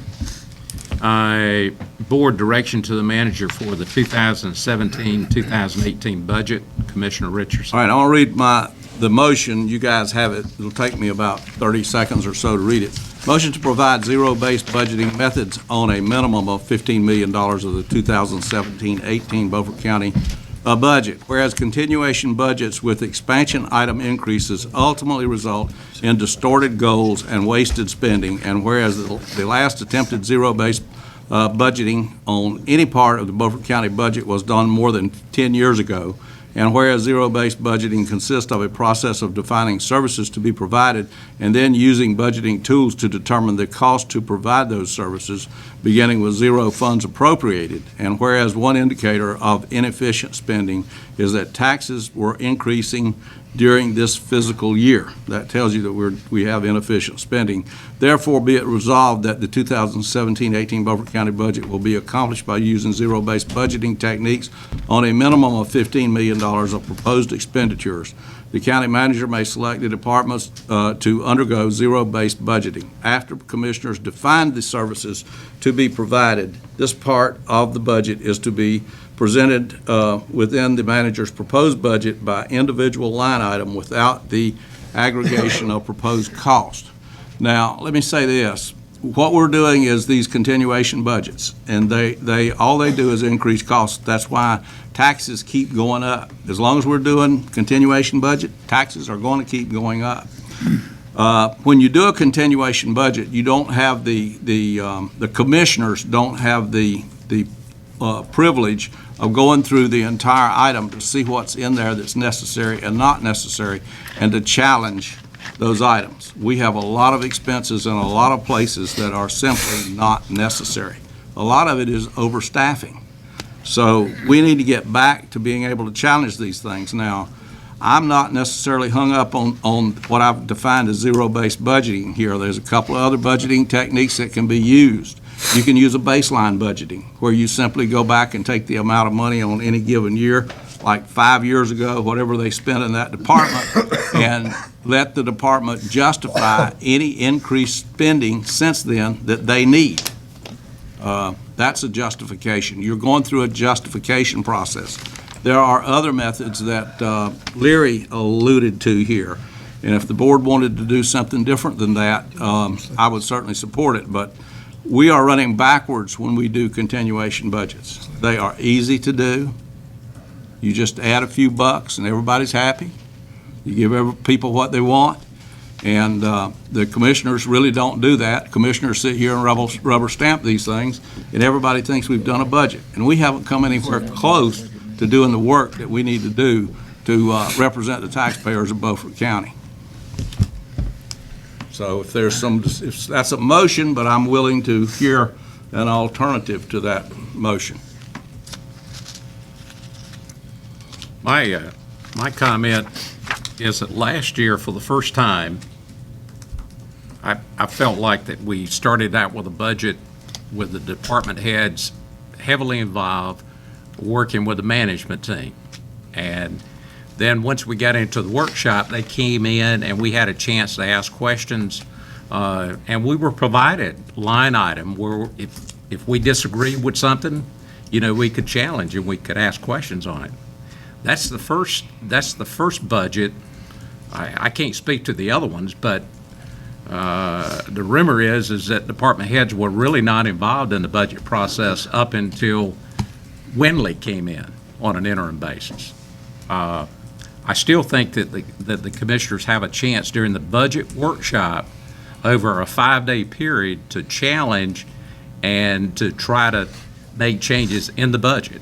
But I still think that it's the responsibility of the department head to come in and have the dialogue with the chief financial officer and the manager. So I like the process that we had last year. Any other comment? Is there a second? No second? Okay. All right, we're down to your next item. Request for proposed language for recall election. Commissioner Richardson. Well, that's the same motion that I've had before that I'll make again. We're going into the long session of the legislature, and this is very timely for the commissioners to request that our legislative delegation see what else is being done on recall elections across the state of North Carolina and give us some proposed language for recall elections for county commissioners. That's a motion. That's a motion, okay. Is there a second to the motion? Could I ask the Commissioner Richardson something? Yes. Or do we have to wait for a second? Is there a second? Go ahead. Okay.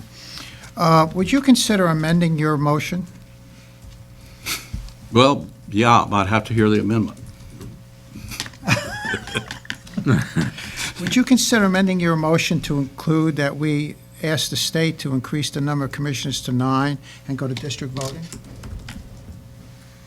If you can get it by, I would consider that if it will pass the various legal bodies that are involved in this, like the federal courts and et cetera, et cetera. I'm willing to consider about anything. I don't like districts. I think if you would consider putting something in there that said that whoever the chairman of the Board of County Commissioners would run for the chairman separately, countywide. No, I don't know if I could. Why not? If we go districts, we go districts. Districts by, under the school board districts, we'd align ourselves with that, have been approved by Maine Justice. Well, Civil Rights Division. that's true, but the selecting the chairman by a vote of all of the people of Beaufort County is really a pretty good idea. So you want to go to some kind of a mayoral? No, the chairman would just run as the chairman. And somebody could run against him for chairmanship. And then we have 9 districts. And you end up with 10 board members. Well, you could go back to 7 where we are now. I mean, there's all kinds of ways to look at this. Well, maybe we should discuss this at the planning meeting. Yes, yes. Well, we don't have a second. Anybody else got any comments? No, I'm just listening to y'all dangling. Okay. Well, I guess there was nothing mentioned about term limits. I thought that was part of the discussion. All right. We're down to item number 10, adopt a resolution authorizing the Deputy Finance Director to sign pre-audit certificates. That's you, Anita? Yes, sir. Thank you, Mr. Chairman. Of course, there are times when I'm out of the office, away at conferences and stuff, and I would like for you to approve this resolution authorizing the person holding the Deputy Finance Director position to sign the pre-audit certificate in my absence, and this is allowable General Statute 159-28. And this is the way it was previously. Okay. It was a last-minute ditch effort. Let's see, who is the deputy? Ms. Rhodes. Oh, okay, all right. All right. Also move. You got a motion by Commissioner Buzzio. Is there a second? Second. Second by Any- Brent, I think was first. Go ahead. Okay, all those in favor of the motion, raise your right hand. I think it's 7-0. Okay, we're down to item number 11, the North Carolina Association of County Commissioners, the federal legislative goals. Brian. Yes, sir. Thank you, Mr. Chairman, members of the board. The association is soliciting proposals from all counties regarding federal issues that they anticipate impacting counties. You'll see in the write-up here, the board of directors for the NCACC will be reviewing those proposals at the February 15th meeting, and we'll set that federal agenda. You have any ideas that you would like to submit. The slate of goals has to be done before January 20th. Or proposals need to be accepted by the association before January 20th. So if you have any of those ideas or any of those goals that you'd like to submit for federal consideration, to go through the process. If you know those now, we'll take them. Or if you would let us know by, so that we could get them in to the North Carolina Association of County Commissioners by the 20th. Does anybody have an issue that you want to go ahead and address? Put on the. I think Mr. Trump's going to settle most of mine. Okay, well, we have a chance to send you an email By the 20th? Yes, sir. by the 20th Well, a little bit before the 20th, so we can get it in. We have to have it in by the 20th, which means. of January. Yes, sir. So if you can get it to us by the 18th, that'll give us a couple of days to make sure we get it in. And just as a note, I think each of you got an email from the association about the goals that were set locally, state goals. And as I recall, 3 of the goals that this board touched on are in those. So, worked out really well. Thank you, and I will entertain a motion to adjourn. You got it. All those in favor, raise your right hand. Yeah.